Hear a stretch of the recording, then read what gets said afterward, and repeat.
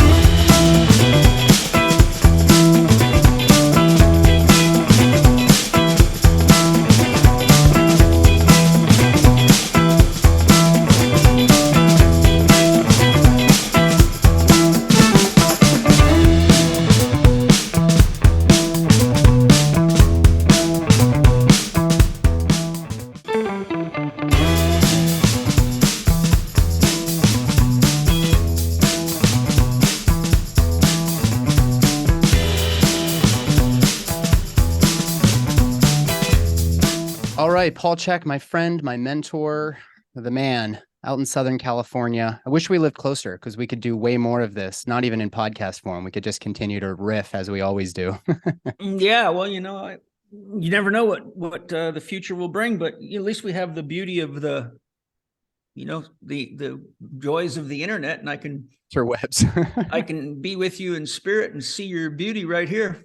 That's right. That's right. Well, thank you for giving me some of your time today. We're not going to share the title of your new book, but you are working hard, balls deep in a new book project. And I think some of the themes that we're going to cover today, I wanted to go a little bit deeper than you've gone on some other podcasts recently, where you have such a breadth of knowledge and information. I wanted to dial into a couple things that I do think are very practical, especially for young men that are going through this journey into parenting, and their partners who are pregnant, and they have this maybe young boy who now is facing a really big transformation. So what I wanted to kind of start our interview off with was relating a little bit back to when I met you. I lost my father when I was in medical school to multiple myeloma.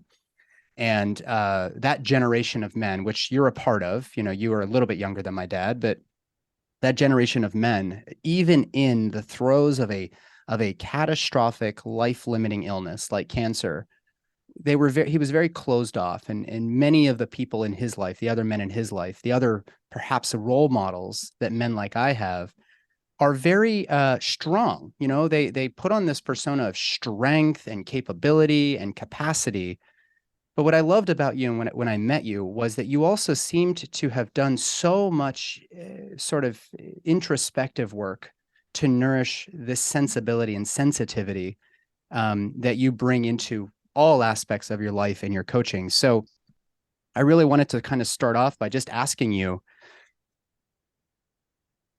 why do you think so many men are struggling to find this balance of the strong and compassionate man in the world? There's not many people that show up like you do. So what is going on here? Where do you think how do you think we got here? Well, I think it really boils down to, we are all a product of our environment. My father, my real father, left my mother when I was 3. So I didn't really even know him. He died when I was 8. And then my stepfather was really not a father. He was more like a prison guard. Mm.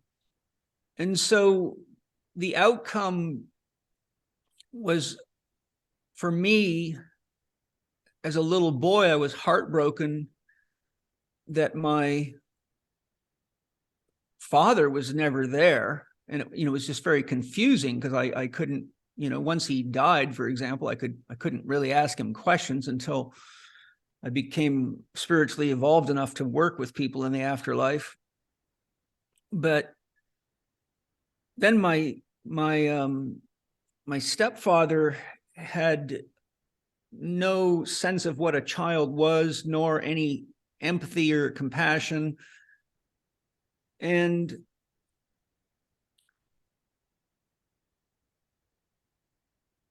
I was in the military with a lot of guys that were kind of from similar backgrounds. And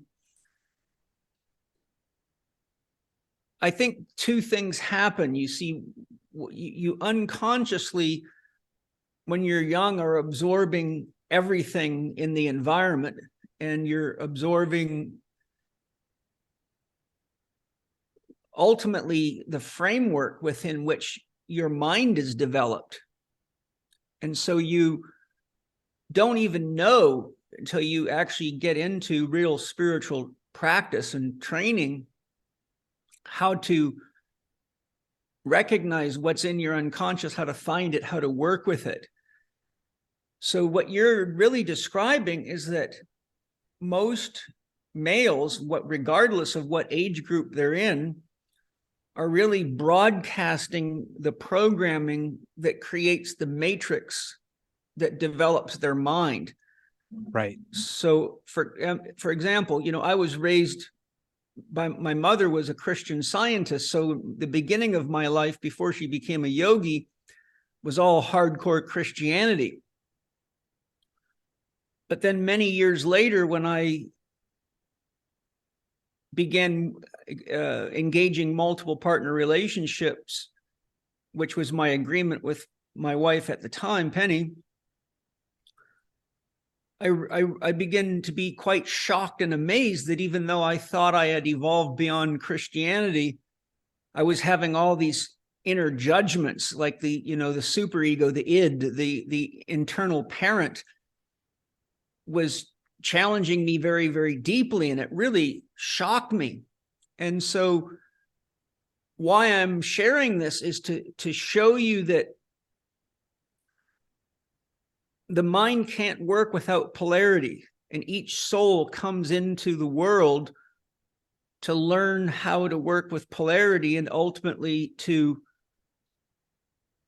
learn how to work with polarity with love as the highest intention, which is a hard road. Yeah. Love, there's a real labor to love. People usually use love in sort of whimsical social ways that are not nearly respective of the depth of what love really is. And ultimately, love is the foundation of consciousness, and love can't exist without polarity. So what I'm really trying to point out here is that every single one of us, male or female, is actually a recapitulation of the sum total of the experiences that our environment provides, be that mother, father, family, friends, school teachers, influences from movies, conscious and unconscious hero figures, people that hurt us, people that scare us. And so what we've really got when you're pointing out these kinds of things about the men, and you look at the problems that young men are having today, is we really have largely an unconscious projection of the imbalances in culture. Right. And so when we're pointing out the challenges in men, we're also not often realizing that we're pointing out the challenges in culture, because culture is the foundation of relationship and values. So our first enculturation comes by our parents and usually the religion they're in. And it is through the enculturation process that the shadow is developed. Prior to the enculturation process, a child has no shadow. Mm. So a man, for example, that's hard and has a hard time expressing his feelings usually has so much pain that the act of expressing one's feelings opens one's feeling nature up.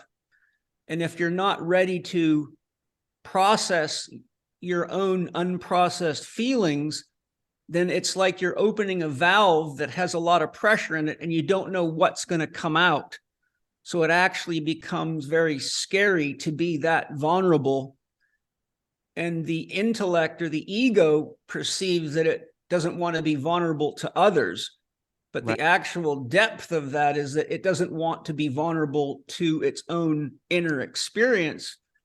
Because if there's not somebody there to help ground you or guide you as to how to navigate all those feelings, it can feel like it can feel like you're being dismantled. It can feel like you don't know who you are.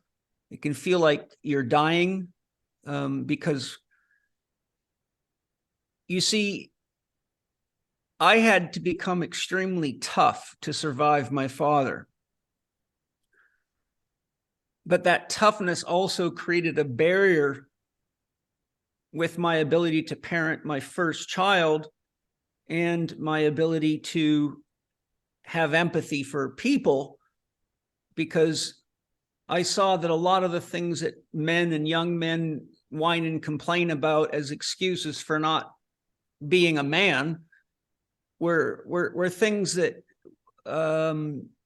that from my perspective as a guy that was raised like I was and was an elite soldier, were so whimsical and shallow that I couldn't believe that anyone would even spend any time on them. It's kind of like, you're in a kettlebell lifting contest and someone drops the kettlebells halfway through their set because they got a blister. And you're like, well, or you're in a boxing match and your nose starts to bleed, so you give up. Right. And so I'm like, your nose isn't broken, so keep fighting and quit being a baby or get out of the ring because you're in the wrong sport. So that creates this sort of barrier of empathy. And then if you don't have the empathy, then you can't understand somebody. And that then becomes a problem as well, because when you don't understand somebody, then all you can do is project what you think's going on with them, which is really assumption. So, I mean, that's probably a long-winded way to explain it, but in a nutshell, we're all a product of our environment. Most of us have been hurt in one way or another. And for men to open themselves up to their emotions and the feminine nurturing qualities in themselves exposes them to their own pain, but because they don't usually have enough people in their environment that are empathetic to what they're going through, Right. it's like letting a dragon out of a box and you don't know if you can get it back in. And it's very much what happens when people that have a lot of this type of pain do a plant medicine ceremony and end up having to deal with a tremendous amount of buried emotions, thoughts, fears, and then have what most people call a bad trip. Right. Challenging, but not inherently bad. Well, I mean, to them, it's experienced typically as bad unless they have someone skilled with them that says, no, you're getting exactly what you need to heal. Now you know where the healing's at. So that's a lot different than saying, I'm never going to do that again. That stuff, puts dark thoughts in my mind or something, Yeah, exactly. So it kind of sounds like, I mean, in sort of to summarize that in a way, if we were to sort of conjecture as to what men really are needing in order to become men, I mean, this journey, there's a lot of boys walking around in men's bodies, but if they could go through those steps that you're describing, if we could open ourselves up, express, and be willing to receive, that almost sounds like that's a part of this rite of passage into becoming an adult, into becoming a man. Would you agree? Yes, it is. I think too, the problem is because that needs to happen in childhood, because if you wait till you're the age that you should be a man, by that time you're so encrusted with all this stuff that it's kind of like waiting till your house catches on fire to clean the chimney. You're a little late, and now instead of cleaning the chimney, you got to repair the wall that burnt down if you got lucky enough to save the house. And so I think it really starts at the family unit, which, as you know, due to the forces acting upon society right now, is being very damaged. And then you also have the issue of religious programming, which is highly polarized and usually extremely patriarchal. Yeah. So it puts family dynamics into a highly polarized situation. It puts women into a very precarious situation because of the patriarchal influence of religion, which then leads to men behaving in ways that make it very hard for a woman to stay connected to a man at the heart. Because once the sex wears off and reality shows up at the door, most people don't have the support to know how to process it.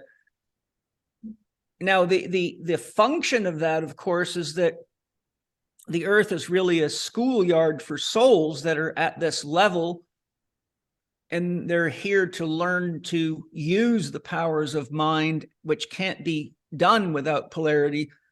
So the paradox of it all is that in the grand scheme of things, it's all really sort of like a mill that is grinding the wheat into flour, but the process for the wheat itself is very traumatic. But the outcome is that you can bake something with it, and so there is this spiritual mill that we're all in. And that was one of the benefits of a tribal society, because you had a medicine man, you had a shaman, you had often, most of these tribes for a long time were matriarchal. So you had the empathy, compassion, and the nurture factor leading the tribe. And you had the wise elders that had already lived through a lot of challenging situations and learned, what does and doesn't work to help keep a tribe together.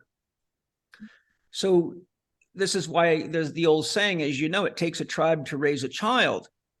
And so in that environment, there, if you think of the tribe like the spokes of a wheel, think of the chief woman like the axle, and the chief like the rim of the wheel, because the masculine is facing outward, the feminine's facing inward. If you were riding a bicycle with 32 spokes and you hit a bump, the reason no one spoke typically breaks is because the circular rim attenuates the forces through all 32 spokes. But if that wheel is out of balance and it cannot attenuate the force, it will bend the rim and probably snap the spoke right where the curb hits the wheel. So what's ultimately happened with the influx of Christianity, largely in the wiping out of the tribal systems, is that we now have this broken, wobbly wheel that cannot attenuate the forces that are inherently present in the dynamics of raising a family or a tribe. And the result is that we keep riding around on this broken wheel, and as things get faster and faster and faster with information exchange and people having to work harder with inflation to make a living, then there's less and less time to actually repair the wheel or balance the wheel, and more focus on surviving by making money. And as people get more tired, they have less empathy and compassion, and they have less time to parent. And so the outcome is, of course, that kids are not being parented. They're just being sat in front of televisions and PlayStations and school teachers and drugs. And so really we're actually right on the cusp of an entire breakdown of culture, in which the ultimate likelihood, as I see it, is that there's going to be a polarization into those that are going to be parented by the World Economic Forum and electronics and AI. And their priests and pastors and politicians.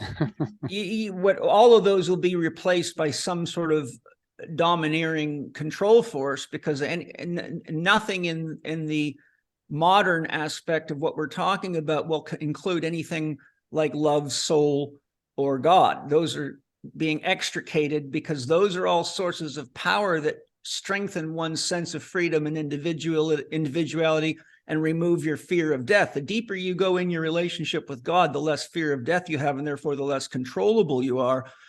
And then people like yourself and myself and the kind of people that share our values are going to have to extricate themselves into what will ultimately become tribal communities with barter systems and or other systems in which they share services and goods or some other monetary system. But we're going to find out that we can't get by without each other. So there's going to be the group that's totally dependent upon Big Daddy in the sky, electronic everything, and you'll own nothing and rent everything, you know the story.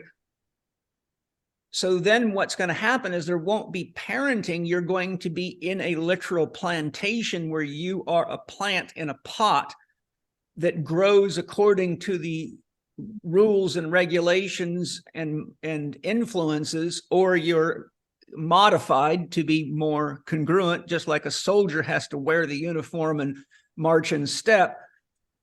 And the other people will probably forever have to be dealing with the fact that those people are not going to want anybody else out there because they don't want, it's going to be just like Hunger Games. You're either going to be inside or outside by yourself, but they're not going to want people inside to know about the people outside.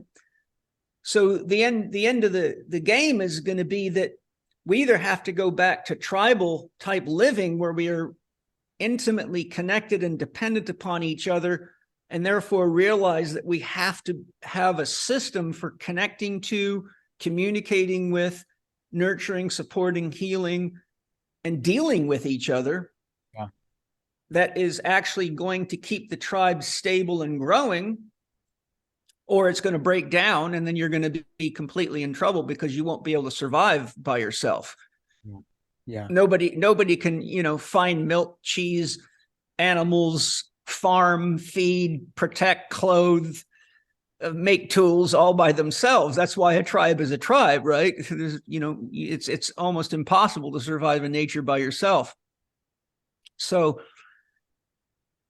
I think that why I'm bringing this up, even though it's sort of not a direct answer to your questions, I'm trying to show you that the milieu in which we're all in at any stage or generation ultimately produces the forces that act within an individual's mind and heart and soul that creates the gestalt by which they see the world, and they are responding to their internal perception of what their environment is giving them. Yeah. And so the problems that we have with men and women today are all expressions of the very problems that we have in culture.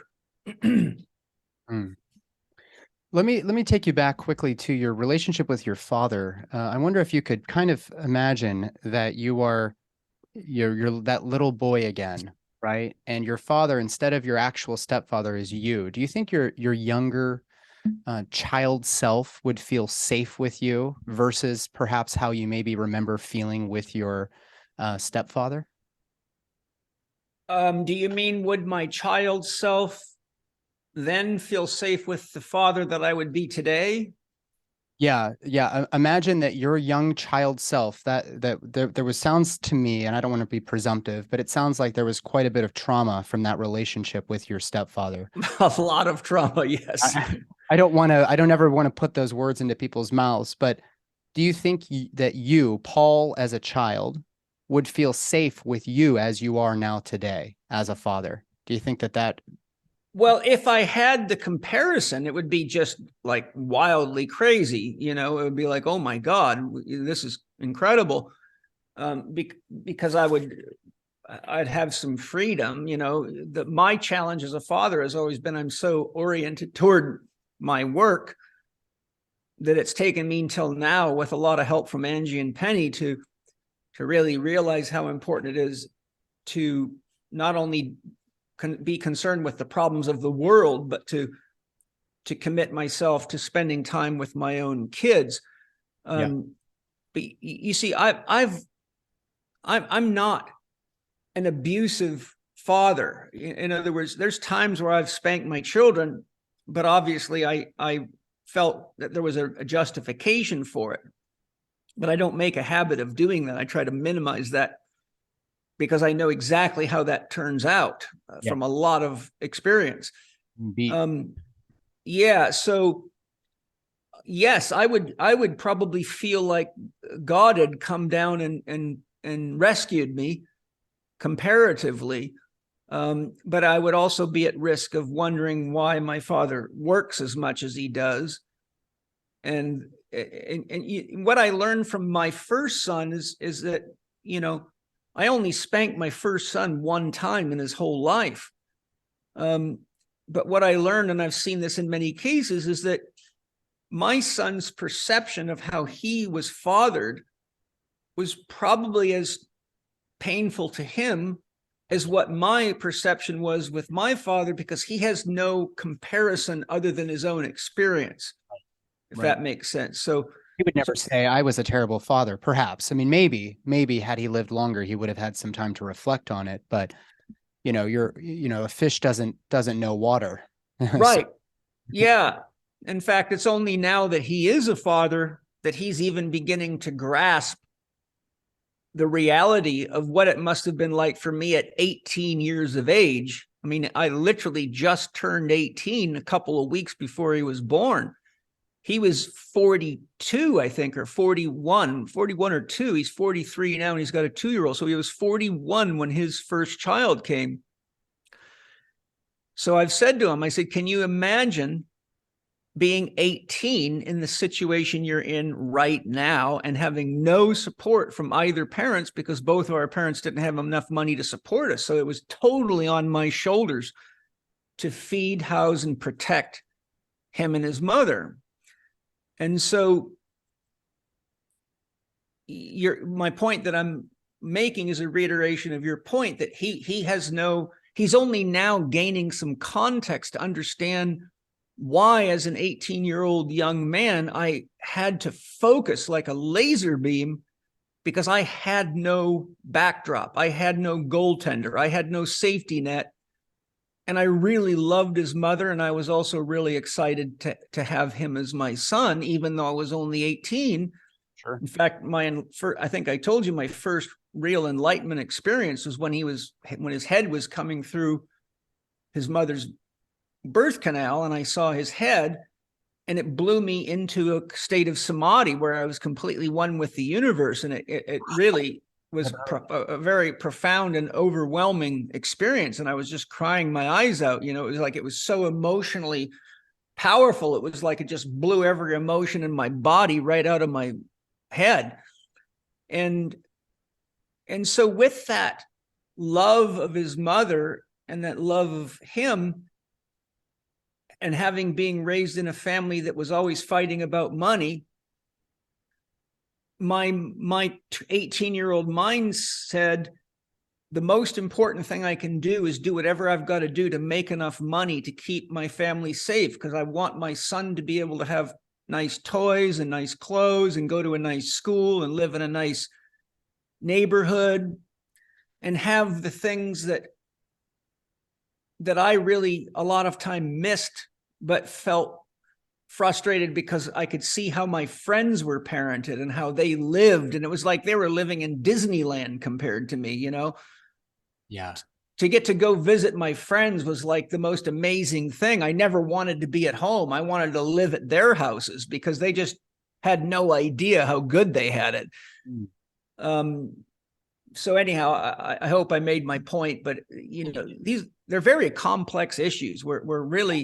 We've all gotten ourselves into a very, very complicated and honestly dangerous situation, because we're at this tipping point in the evolution of humanity where if we don't quickly regroup and start orienting ourselves toward the wisdom that we have from tribal societies and from psychology and from mystics and wise spiritual people like the Paramahansa Yoganandas of the world, and reorient ourselves toward real values and get away from the industrial world that ultimately is us just trying to, climb this ladder, not realizing that the ladder's designed so that it cannot be ultimately climbed very high. And if you get too high, they just knock you down because they don't want anyone having enough power to threaten them.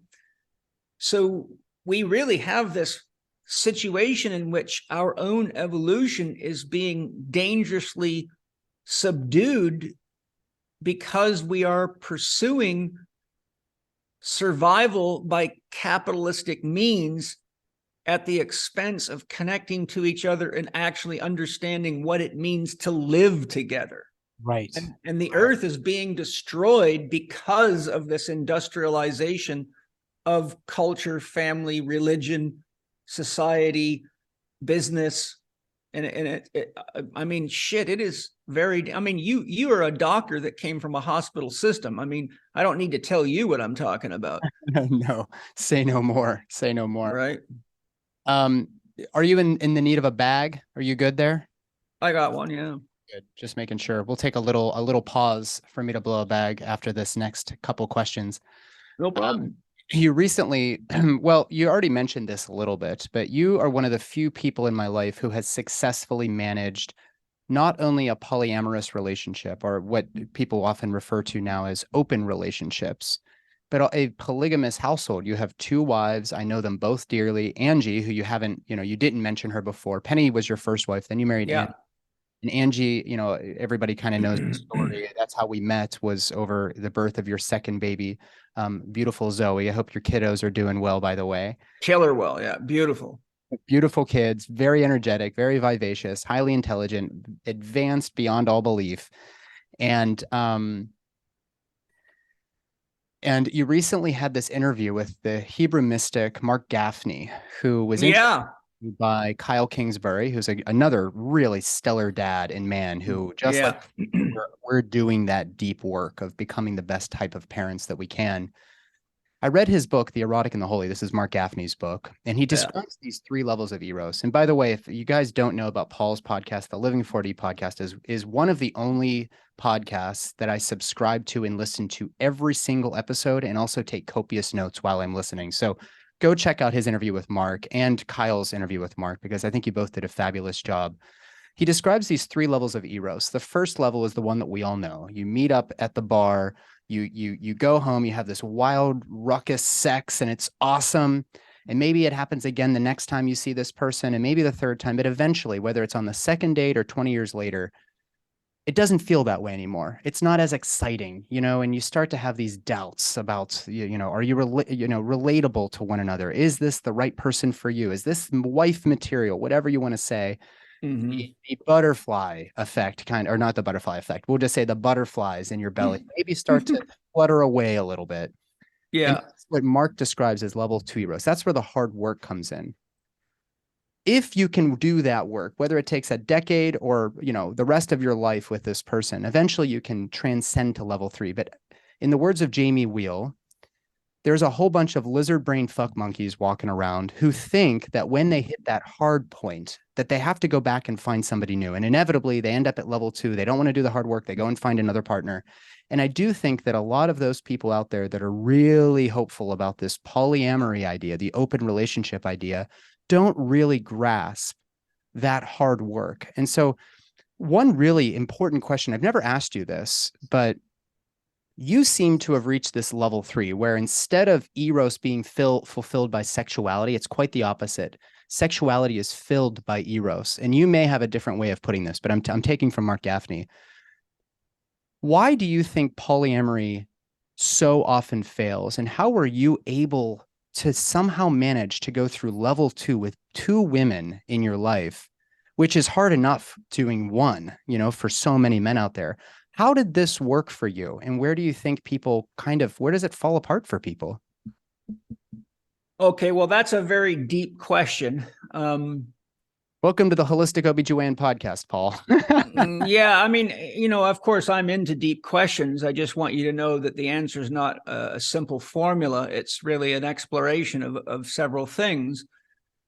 The first level you're talking about, which is really more of a pseudo eros.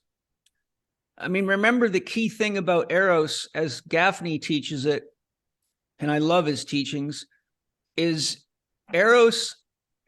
The function of eros is one to penetrate and pursue novelty. So eros, of course, is the expression of the love of God. God is a novelty generator. There is never going to be another Nathan Riley ever again. The soul of Nathan will exist, but the persona and the body, the man that I know sitting in front of me, will never exist again. There is no two beings of any type, no two trees, no two stones. There is nothing in the universe that will ever be reproduced as a copy of what it was before. There might be stars and they might be all round and they might be all hot, but they will never be the same twice. So the nature of eros is to penetrate and create novelty. So that's step one. So the first phase of young men and young women's lives is driven by penetration. Man wants to penetrate, she wants to be penetrated, and everyone's looking for something novel, because most of us came out of a family where we had to do the same things, eat meals the same way, follow the same rules, be forced to sit in the same churches, temples, and synagogues and learn the same rules. And so inherently what's happening is we're going against the natural tendency of the spirit, which wants to explore something new. But we also know inherently that exploring something new always comes with risks, right? That's why they say you can always tell who the pioneers are. They've got arrows in their backs, right? So because we're talking about love and relationships, what we aren't aware of is that what we find attractive is the archetypal representation for a woman of her father and for a man of his mother. And that's actually very deep in the unconscious.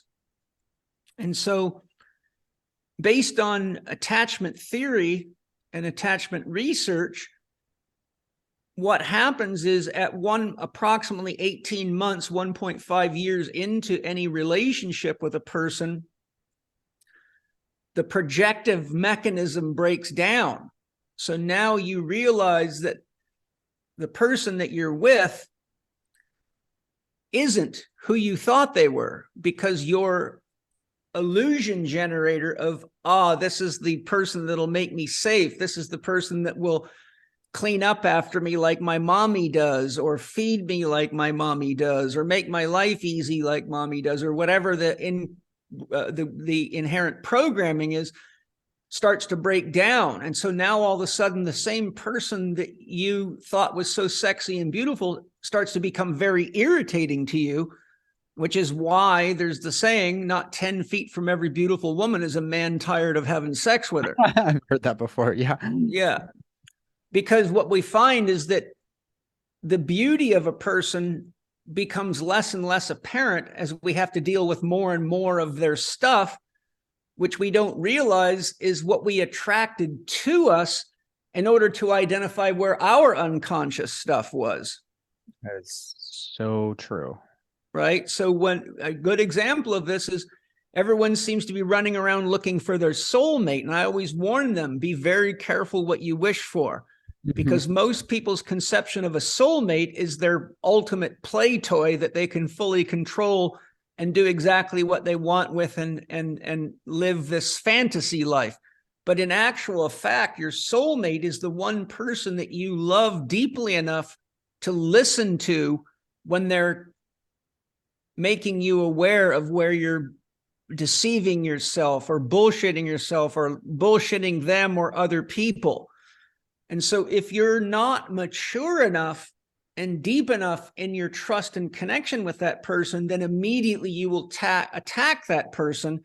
And now they become something more of an enemy and a source of criticism, and you feel rejected by them. And so, lo and behold, if you look at the current statistics on marriages, the average marriage only lasts 2.5 years, and the average person is married 3 times in their lifetime, which is a paradox considering the Christian vows of till death do we part, and the strong antagonism toward divorce and that kind of stuff. So what did I just say? I basically just showed you that it takes 18 months for the projective mechanism to break down, and then you start to see the reality, because now you're seeing who you actually are having a relationship with instead of what you pretend they are. By now, the sexual euphoria is worn off, and you're not high on sex anymore. And so this is where the real work of growth and development begins, and this is why Jung says all children are tasked with the unfinished business of their parents' lives. And so the next stage of Eros is actually doing the work to engage your partner in honest, open conversation and relationship to support each other in this healing process. And one of the things that's very lacking is the awareness, if there isn't a common dream together, what is the dream of our relationship together, and what are the values that we share together that harmonize us? And why that's so important is I'll quote Ibrahim Karim in paraphrase. He says, it's your values that determine the frequency of consciousness that you're in resonance with. So someone whose values, let's say, are to just make as much money any way they can, regardless of who they have to trick, is tuning into that level of consciousness. And so they attract that to them. And ultimately, even if they're financially successful, they will have a hall of mirrors in their life where they're constantly having to come face to face with their own shadow manifestations, which again is why Jung says if you don't meet your unconscious on the inside, it will meet you on the outside in the events of your life, and you are likely to call it fate. So that second phase really takes a deep questioning. And if you got married before you've made it through the second phase, divorce is very likely, because if you don't have the support and the structure to identify. See, I always knew from the beginning what my mission, vision, and values were for my relationship with Penny. And it was never so much about the two of us. It was about the Institute and what we both agreed was important to give to the world, because we both had enough life experience and professional experience to see where these gaping holes were in the field of health and exercise. And both of us felt that the most important thing that we could do with our life was to try to bridge the gaps where they were at. And because Penny was educated enough to see clearly that I was actually bringing real information with real practical application that actually worked, she was willing to forego her own career pursuits to make my career her career. And so no matter what kind of challenges we had between us as individuals in a relationship, we always had this anchor that drew us forward. And so, you know, like if I'm upset at her about this or that, but ultimately our goal is how much of this entanglement is stopping us from doing what our shared mission, vision, and values are, then you sort of say, okay, enough's enough. You know, let's just accept the humanity of each other. Neither of us is perfect. I still love you. You know, so my agreement with Penny is no matter what happens in our relationship, I never want you to stay in the relationship if you get to the point where you don't aren't willing to work through the challenges that are inherent in a relationship. But we never ever got there in almost 27 years now. We worked through the challenges and we focused on what our overarching dream was. So it actually acted like a boat that carried us across the choppy waters. And so that's really the second level, is you can't get through it unless you have an honest commitment to growth with somebody for something that's bigger than you, right? So once a couple has a child, now there's something bigger than them. But the child isn't usually the way they make a living or how they navigate the world. The child is along for the ride. So where a lot of people get into trouble is they actually think having a child is going to make the relationship better. Fixes everything. But then what happens is now the child actually becomes the parent in the relationship, because they're both leaning on the child for support, consciously or unconsciously. So it puts tremendous unconscious pressure on the child, and the child's so open and sensitive to this stuff that it is actually very, very stressful to the child. So to the child, projecting all of that onto a little person like that. Yes. And then what happens is the parents are still fighting about the same things they were fighting from over before, but the child is absorbing all this and learning this is how you navigate a relationship. You argue, you fight, you scream, you throw stuff, you slam doors, you walk out, you jump out of the relationship, have sex with someone else, jump back in, jump out, get a divorce, and then the child's got a broken family. And so it's actually learning all the time that relationships are challenging, scary, and painful, and you can never trust anybody. So before I get into the Angie aspect of it, the third part of it is really, you could also break this down another way. The beginning of a relationship is what I call puppy love. Stage 2 of Eros is what I refer to from another model, like Harville Hendricks' model, is romantic love. And then the third phase of Eros is what I would refer to as mature love. Okay. Romantic love means that the sex isn't what binds you together. It's the joy of being together. Right. And just being together, right? You know, I know you love your wife enough that if there was a reason she couldn't have sex with you for some medical reason or whatever, I trust that you still have so much attraction to her, especially now with children, that just to be with her would be still nourishing enough to you as a soul that you could work out the sexual issues whatever way it was, whether it be she find other ways to pleasure you sexually or gives you permission to handle that part of your relationship with somebody else, but maintain the commitment to her and the family, right? So you see, the romantic part of it is where you go beyond that biological excitation where your hormones and your pheromones are pulling you together, almost like the power of nature and animal instinct at work, which is extremely powerful in us when we're young people. And it takes a lot of consciousness to override that, right? That's why one of the reasons why there's so much rape and so many extramarital affairs and so many short-term relationships, because men tend to want to hunt and put notches on their belt. And that's that biological urge to spread your seed. And there's Eros wanting to penetrate and get that novel experience.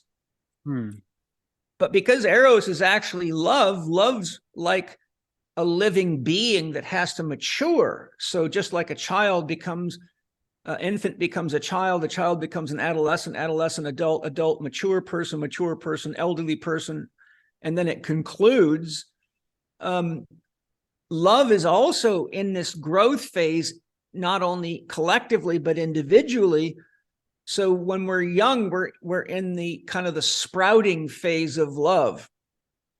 Then when we get into romantic love, you know, now the fruit is starting to grow. But then you have to maintain the tree, or tree will die and you won't have any fruit anymore.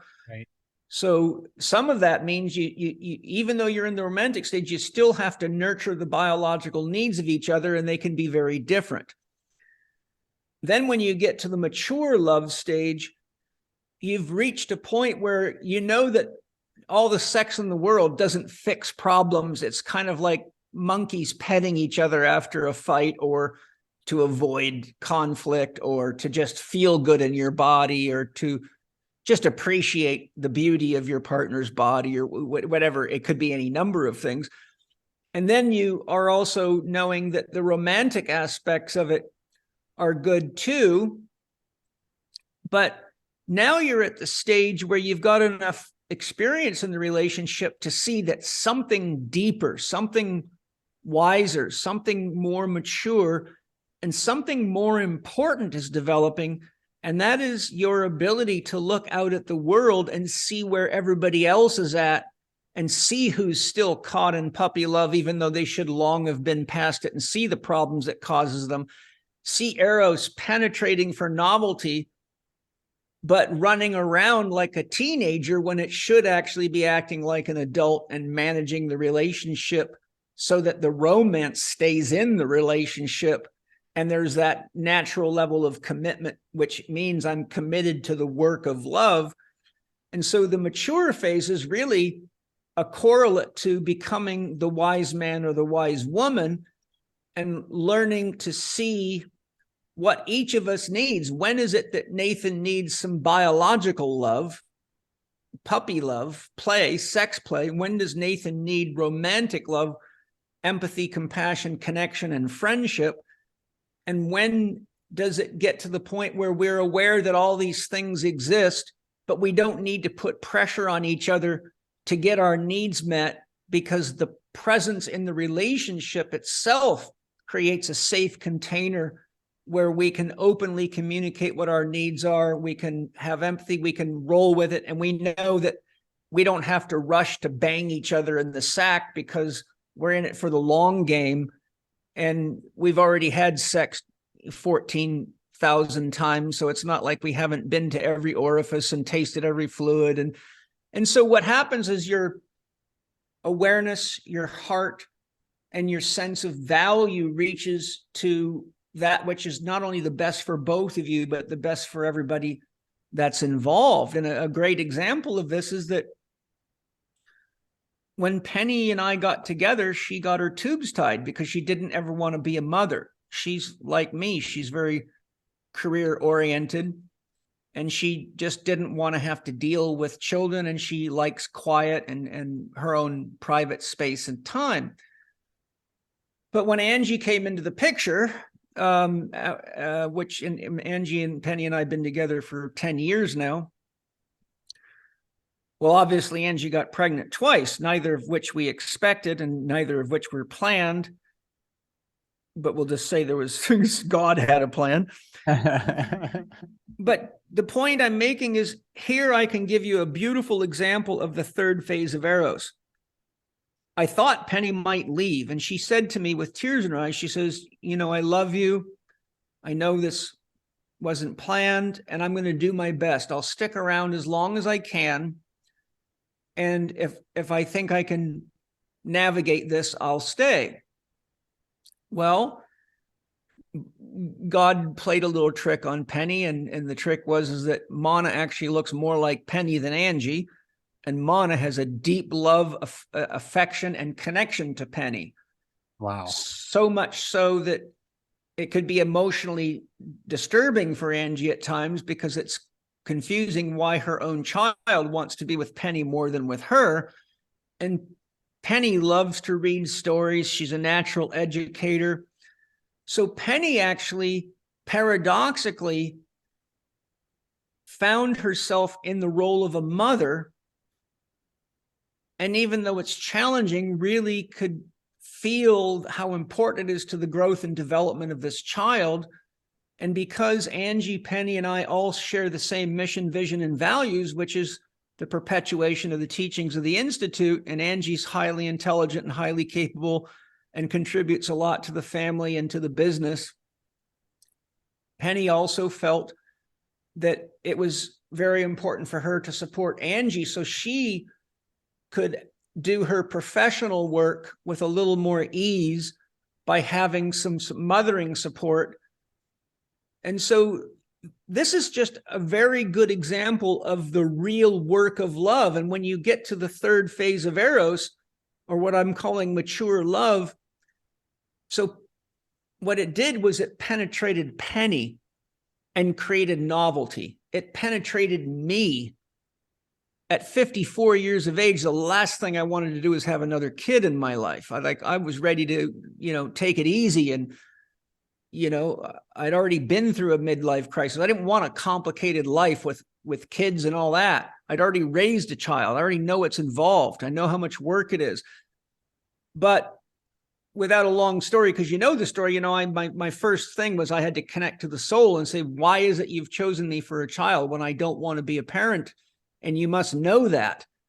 And so with both kids, the answer to the soul from the soul was, we chose you because there's very significant changes coming to the planet.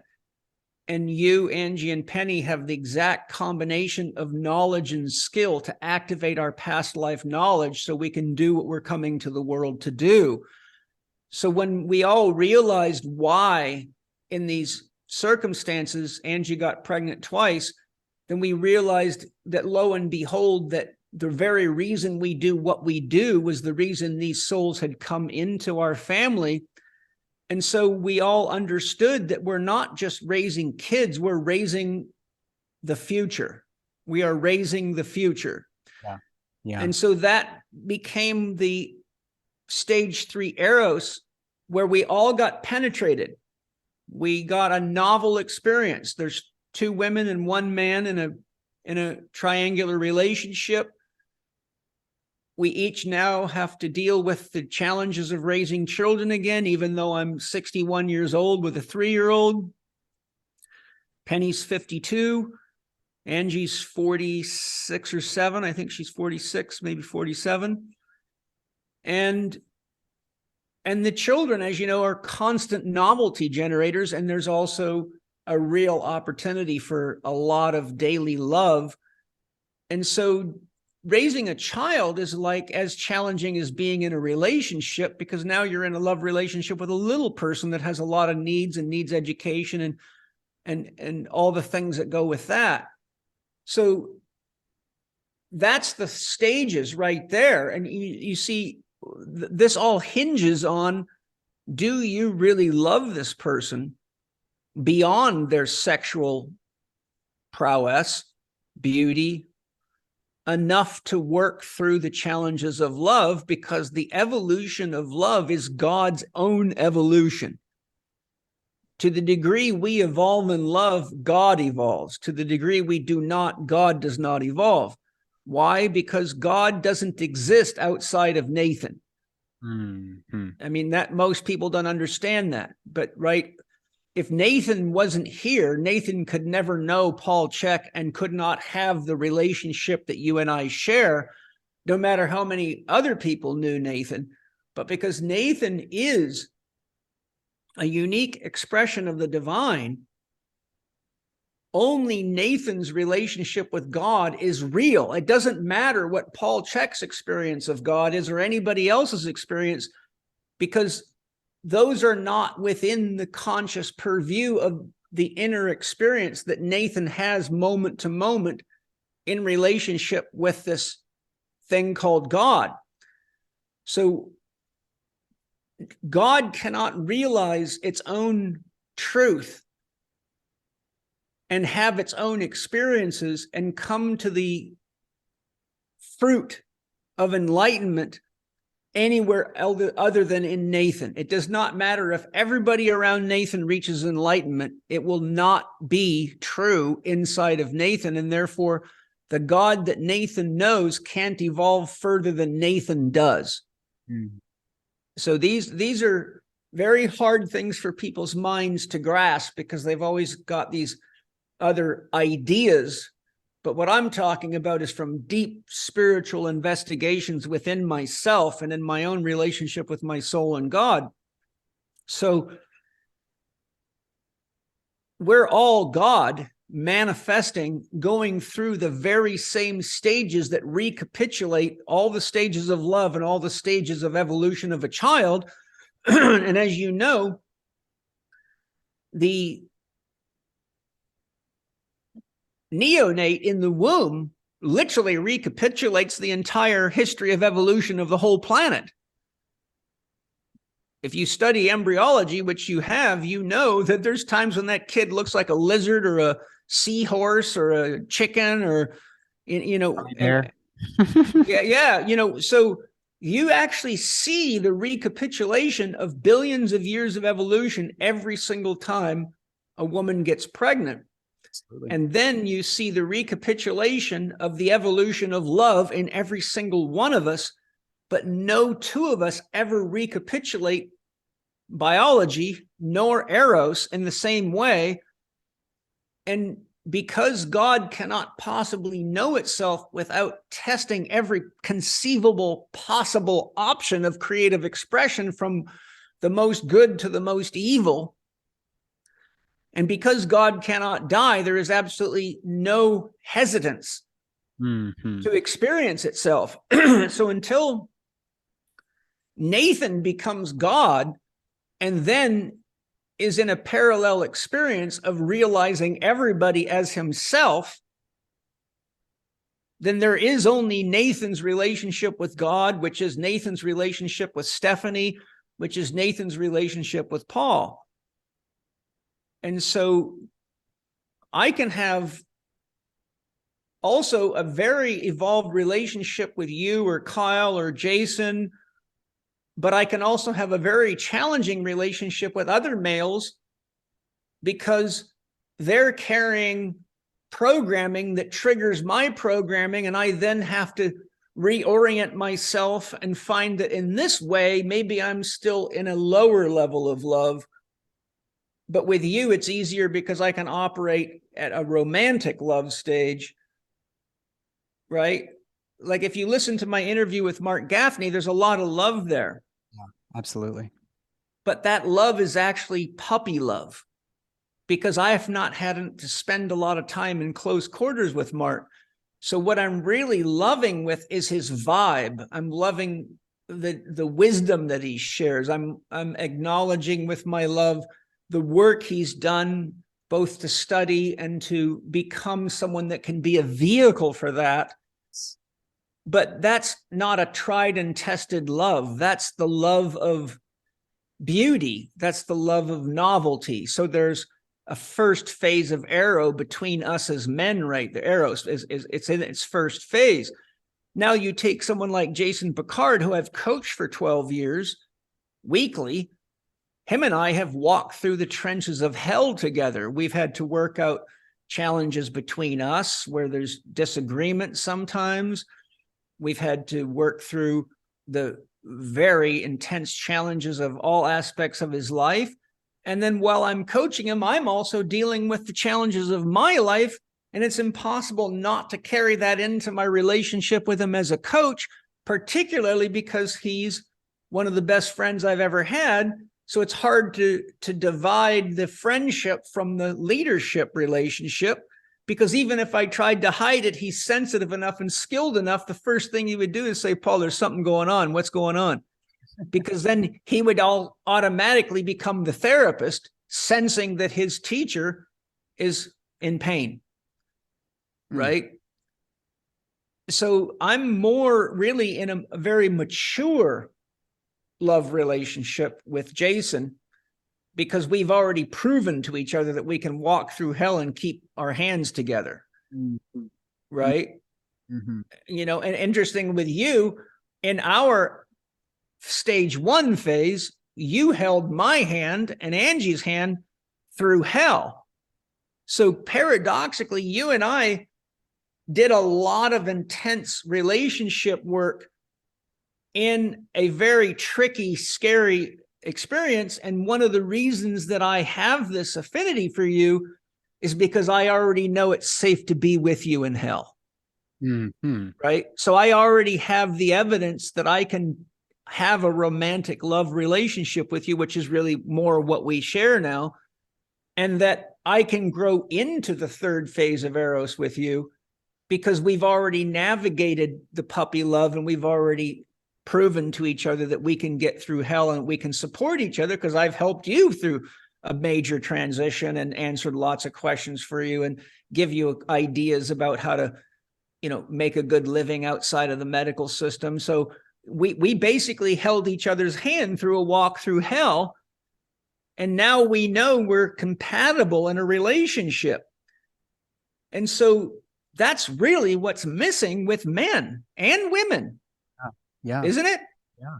Right. That's what's missing, right? That's of our relationships. That's really what's missing. Yeah. Yeah. And without elders who have already walked through puppy love and been through hell and seen wars and seen disease and seen drunkenness and stupidness and drugged behavior and greed and all the stuff that an elder has seen. I mean, I'm 61 in a tribe. I would be squarely an elder, right? I wouldn't be jumping on horses and going to wars, throwing bows and arrows and shooting bows at people, because that would be the most dangerous thing to do with an elder in a tribe. That you don't put generals on the front line. You hide them in the back so they can keep everybody as safe as possible. Right.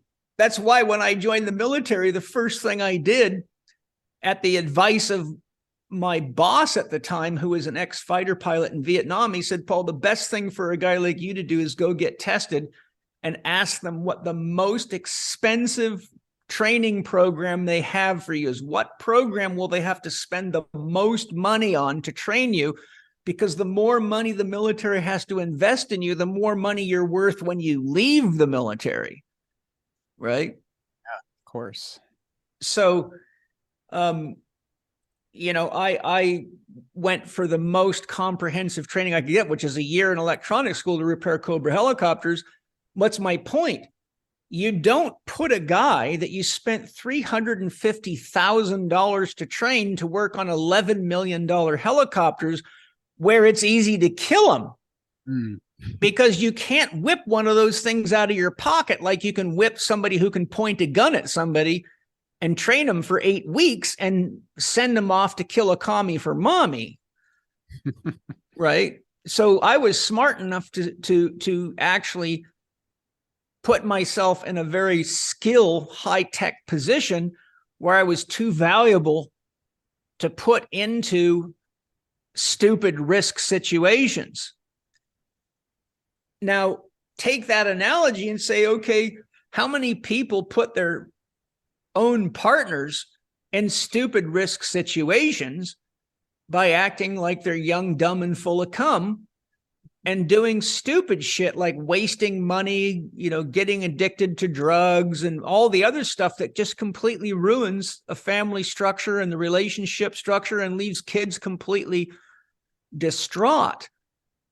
And as you've probably heard me say before, my research into eating disorders, because I've worked with so many people that had eating disorders in my career, I did a lot of time researching it. And I found research showing that the number one common denominator when they studied large numbers of people with eating disorders is that the most likely thing to cause an eating disorder is having parents that do not have a clear sense of direction in their life. Really? Yes. Huh. What does that mean? No dream, no harmonized values. So the analogy I give to people to make that very clear is to say, if you were 6 years old sitting in the back of the car and mom or dad was at the wheel and the two of them were fighting over the wheel in which direction they were going to go, and mom says, no, I want to go to the store, and dad says, no, I want to go to the bar, and the car is weaving left and right in oncoming traffic, what would it be like to be that child? Well, I don't think you need to be a genius to figure it out. I've lived through situations like that. It scares the living hell out of a child. And so the child becomes so scared and feels so unsafe that the only way they can survive that kind of parenting is to numb themselves and then ultimately often there's one or more domineering parents. The second common thing is parents that are over controlling. And so what young children do is they prove to their parents that they can't be controlled by starving themselves or cutting themselves or doing other very dangerous things. But starving and cutting are both what go with deep numbness, deep pain, and deep fear, and a deep need to extricate themselves from the control of out of control parents. Well, I've got a couple more questions, Paul. Do you still have a little bit more time? Absolutely. It's you, baby. Man. And Did you by the want way, to take a, yeah, go ahead. What were you going to ask? if you want to take a pause and get a smoke?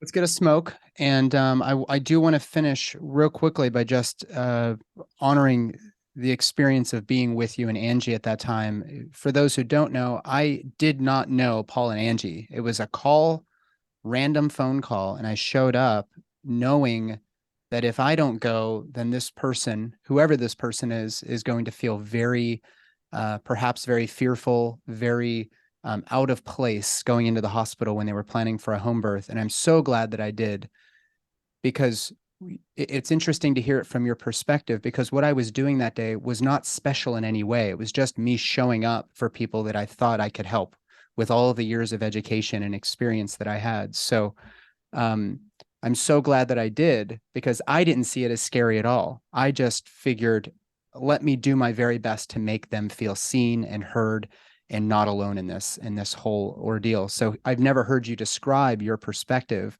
of our interactions in our earliest days when I showed up for you guys in the hospital. So thank you for sharing that. That really was very touching.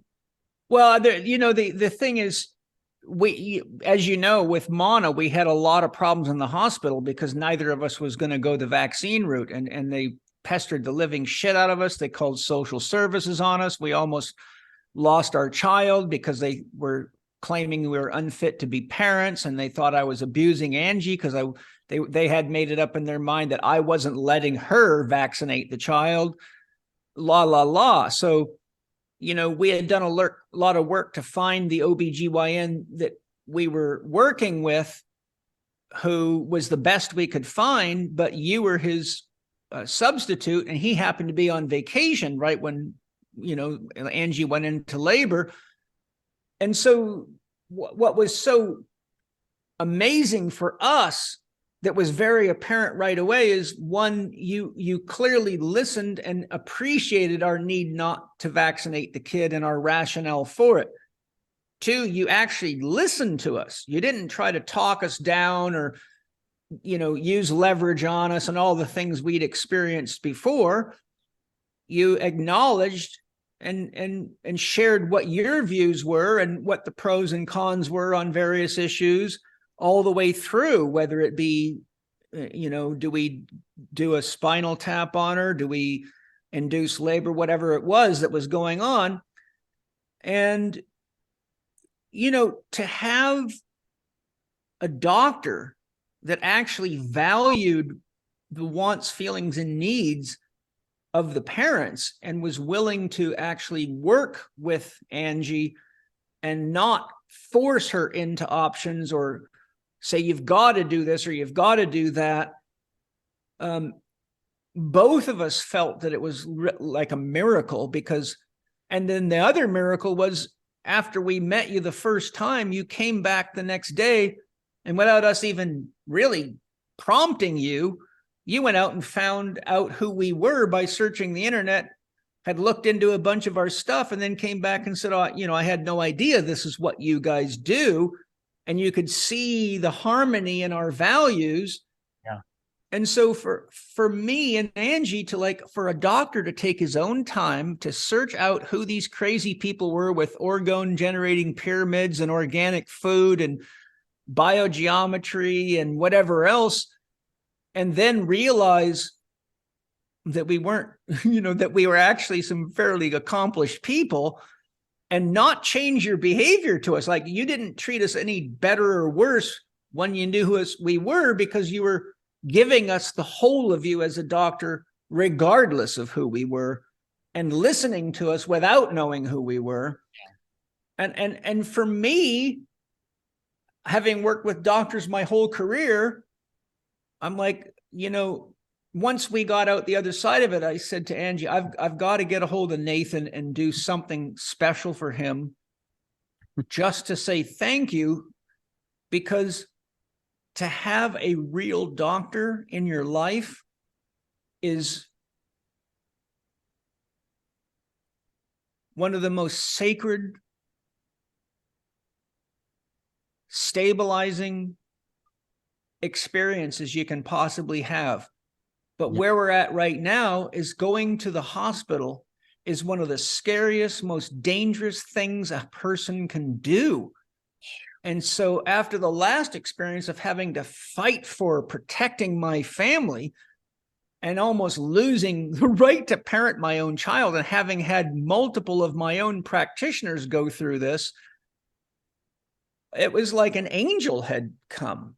And so, I think the universe brought us together to cross-pollinate so that I could give you the best of me and you could give the CHEK Institute and me the best of you to help others evolve in a time with the medical environment going in the complete opposite direction.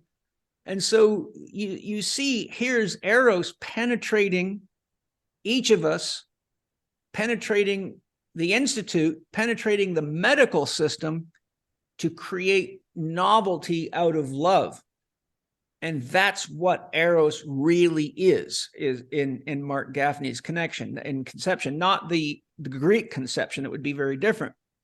But I think if we understood the true nature of love, which is the true nature of God, then we would understand a lot more about the true nature of relationship, not only with friends, but with loved ones, with intimate partners, with marriage, with our spouses. And because religion is so corporatized and so used to manipulate people's minds, there is a serious lack of real religion in the world, which is ultimately real spiritual development.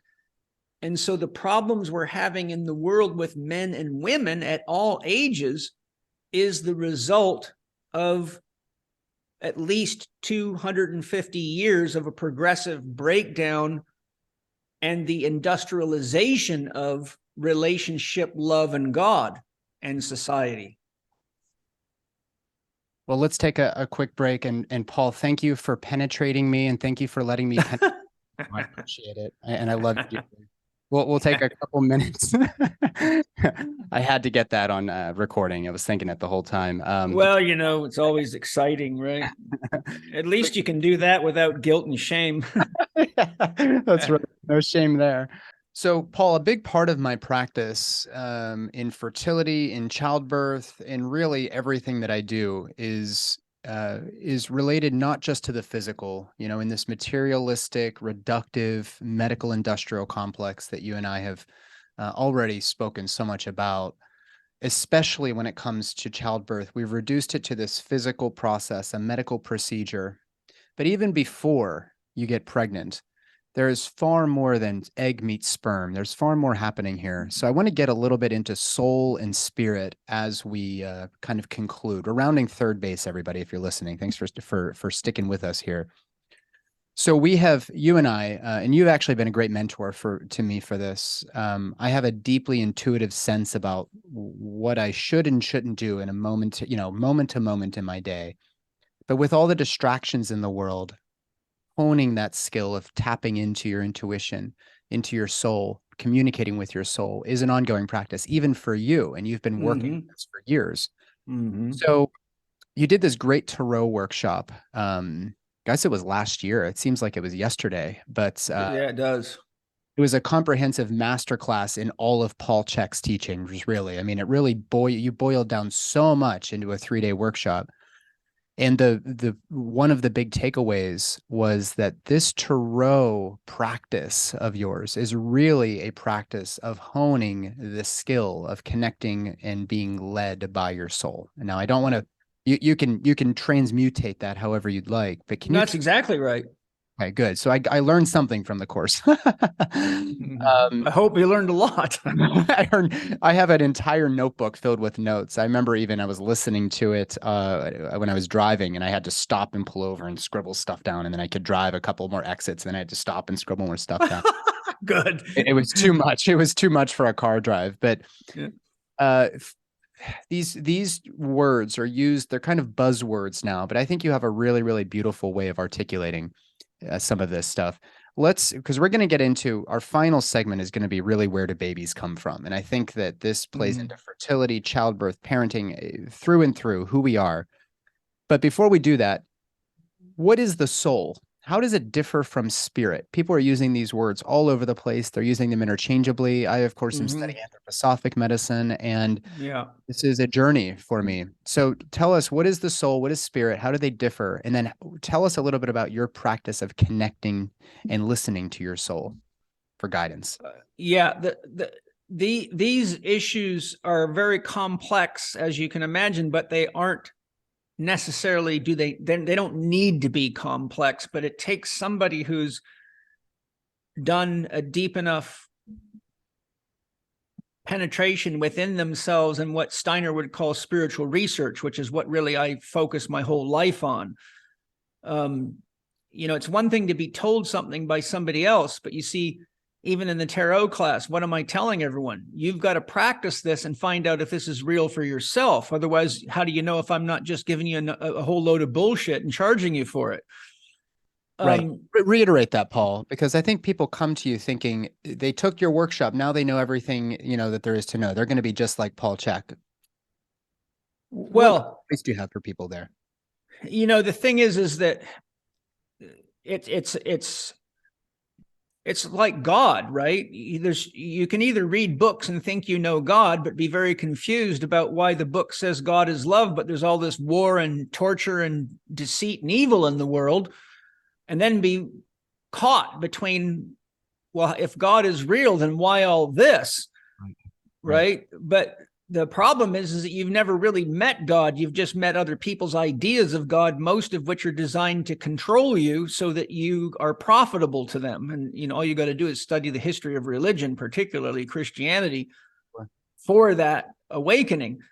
And that's not to say that the religions themselves are wrong. It's just that when the founders of religions dies, that's when the thieves come in to take them over. And there's a long history of this. In fact, if you read the Tao Te Ching interpretation by Richard Wilhelm, in the end of the book, he details the history of how emperors in China had the habit of finding the most spiritually evolved masters they could, bringing them in, taking as much knowledge as they could from them, and then using it to trick people into thinking that by following the rules of the emperors, they were actually growing spiritually. So, and there's a reason for that, which should be another discussion. But the soul, simply stated, is the consciousness within any sentient being. If there's something it's like to be that being, then it has consciousness and it's sentient. So if I could wave a magic wand and turn Nathan into an ant, and then turn him back into Nathan a week later and say, Nathan, was there an experience different from being you to being an ant? And you said yes, then you would know that the ant was conscious, or you would have no way of describing the experience to me. Okay. So put in most simplistic, authentic terms, it is your awareness of you, your awareness of your thoughts, your feelings, and your emotions. It is the awareness that there is a witness inside of you that is somehow not caught up in any of it, yet is enjoying and learning and growing from all of it. That is the soul. And the soul has many levels. So Steiner, to use Steiner's model as a kind of a model to give, there's a variety of models. I think his is great, though. I do think it is a really, really solid foundation for people. So yeah, continue. Steiner says anything that has an inside and an outside has a soul. Well, that takes you right to the atom. Okay. there's an interior dimension of an atom that is emptiness. And an atom has got to maintain its form. Otherwise, an atom would not be an atom. It would just fly to pieces and dissolve into nothingness. So there's an entelechy, an organizing intelligence. That's a soul, an organizing intelligence. It is the soul that animates your physical body. If we look at it from the principle of alchemy, matter cannot organize itself, which is why I use the analogy. You can stand next to a pile of rocks for 1 trillion years waiting for a Rolex watch or a toaster or a new car to jump out of it. But it takes an organizing intelligence to smelt those rocks and do all the work to make gears and whatever it is that you want to make. So you see, matter cannot organize itself. Therefore, the first level of the soul is what Steiner refers to as the mineral soul. The second level is the biological soul. So that which you would call your instincts and your autonomic regulation of the 30 billion biochemical reactions a second in the human body, which the conscious mind could not even begin to manage. So the biological soul is really, in a nutshell, the consciousness of nature within any sentient being. The consciousness of nature in a dog is unique to a dog because of its structure and its nervous system and the organizing forces that make a dog a dog.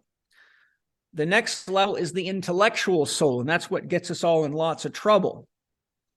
So once any sentient being becomes programmed with ideas and reaches the point of abstract thinking, it has an intellectual soul. So our education from parents, schooling, and society and culture is what develops the intellectual soul, the name of which we usually use for that is our ego. The ego is the nexus of the intelligence contained within the programming that has been implemented into the mineral and biological soul. So if you take all the ideas that exist within Nathan's field of mind, they network and an artificial intelligence emerges out of them that is the epicenter or the nexus. So if you, to give a visual, if you took every idea that's in your mind and drew a circle big enough to label it with dots around the edge of the circle and drew a line from each of those ideas to the center of the circle, the ego would be the dot in the center that is the sum total of all the conscious and unconscious beliefs that are in its biological programmed self. So that is actually the intellectual soul. Then you have the awareness soul. And the awareness soul is very important because the awareness soul emerges the day you begin to ask yourself this question: is it really true? Is it really true God will burn you in hell? Is it really true that there's more God in one person than another person? Is it really true that the Big Bang is the beginning of the universe and there was nothing before it? What type of the soul? What part of the soul is that you? That's called the awareness soul. So what's happening is the mineral self evolves by becoming a biological self and goes from inorganic to organic. Now it's in a dynamic state. Now it has the capacity for thinking and movement, and you know, even a single-celled organism has to choose what is food and what isn't, what is a predator and what isn't, right? So the biological soul is already much more dynamic than the mineral souls that were the foundation of its structure. Even if they're liquefied minerals, you can't have a functional hormonal system without minerals as regulators in it. You can't make anything solid, such as cytoskeletons, without calcium, for example. So the awareness soul is really a very important stage of development, which is where humanity is stuck right now. Humanity is stuck because they're caught in believing other people's ideas as though they're facts, and they're not disciplined enough or aware enough to ask, is it really true that everybody should get a COVID vaccine? Is it really true that they're safe? Is it really true that I can always trust Anthony Fauci or Biden or any other authority figure? So that's the child archetype through and through, because the child is oriented toward parental figures. Okay. So until the person actually matures to the point which in the growth of the individual should be happening at puberty, where you begin to question mom and dad's ideas to see if they're really true and challenge them, that's the only way you can become an individual. So until the awareness soul merges, there's not really adequate individuality in the soul. It's more like a biological photocopy of its parents' genetics and programming. After you get through the awareness soul, there is what Steiner calls the creative soul. And that's when you realize that the answers to questions are often contradictory and even violently opposed to what people believe.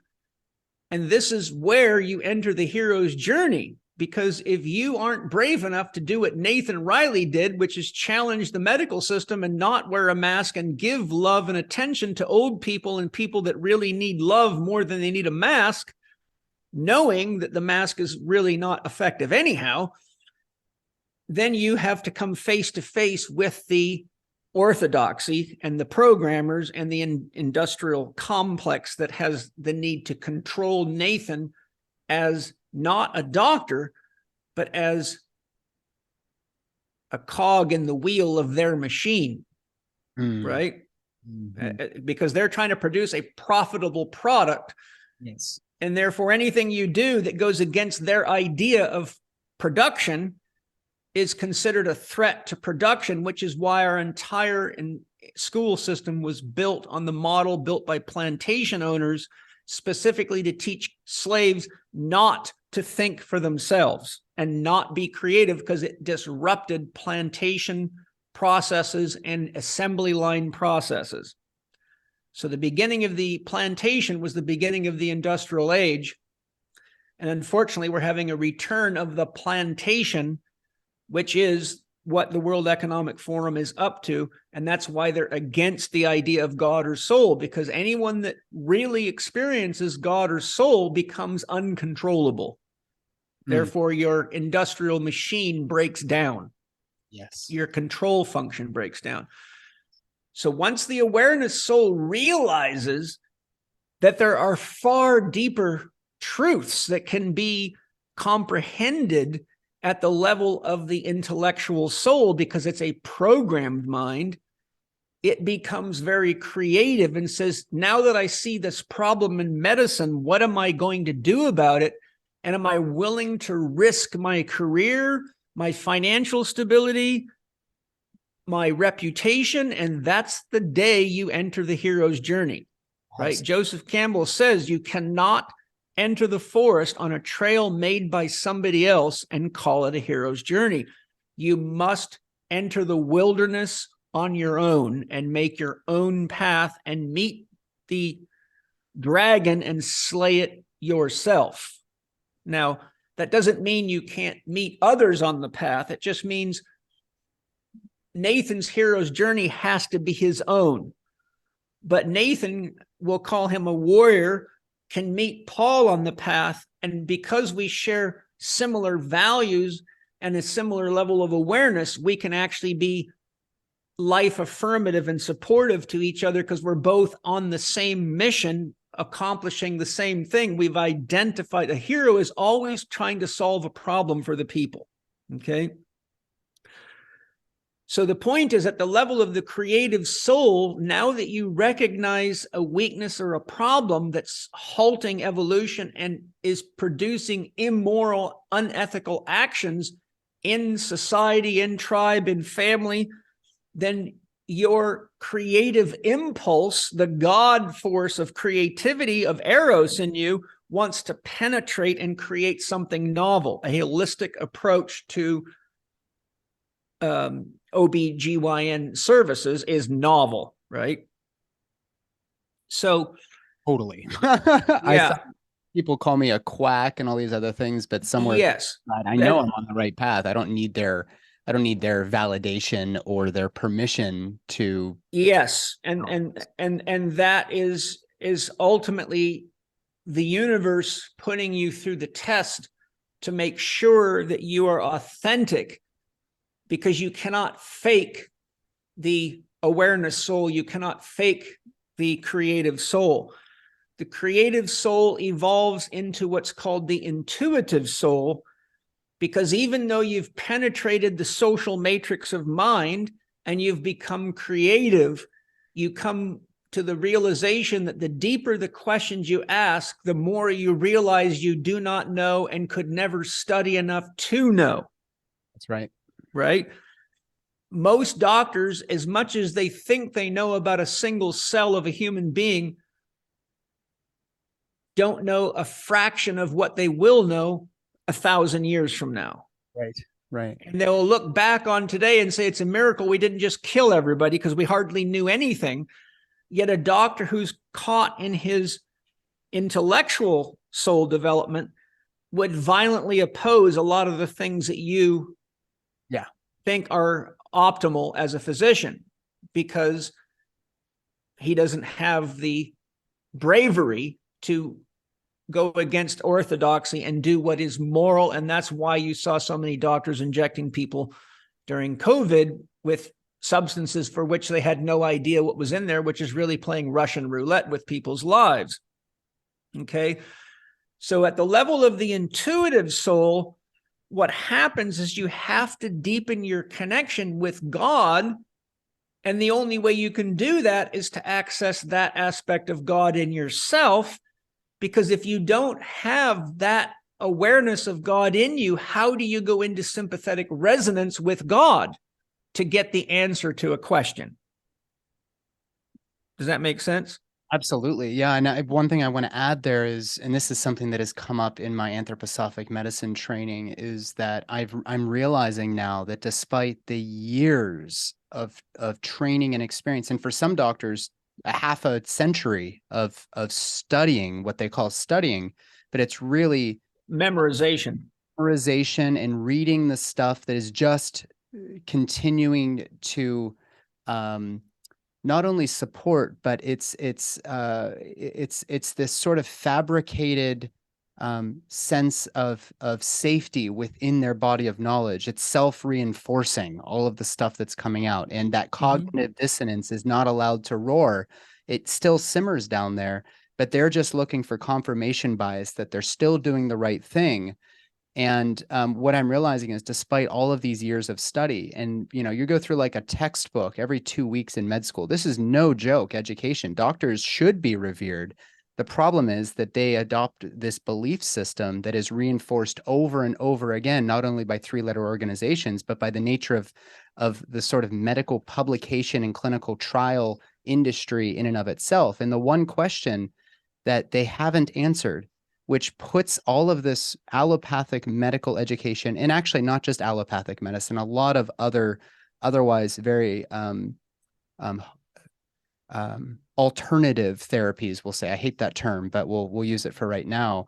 There's a faulty foundation, because that question of what is life is actually not a part of the curriculum, but that is actually what you start with if you study anthroposophic medicine. And that's exactly what you're talking about and what we've been elaborating on. So, by the way, let me quickly interject. Life is the desire of God to experience itself. I love that. That's why the L of love in my system represents desire.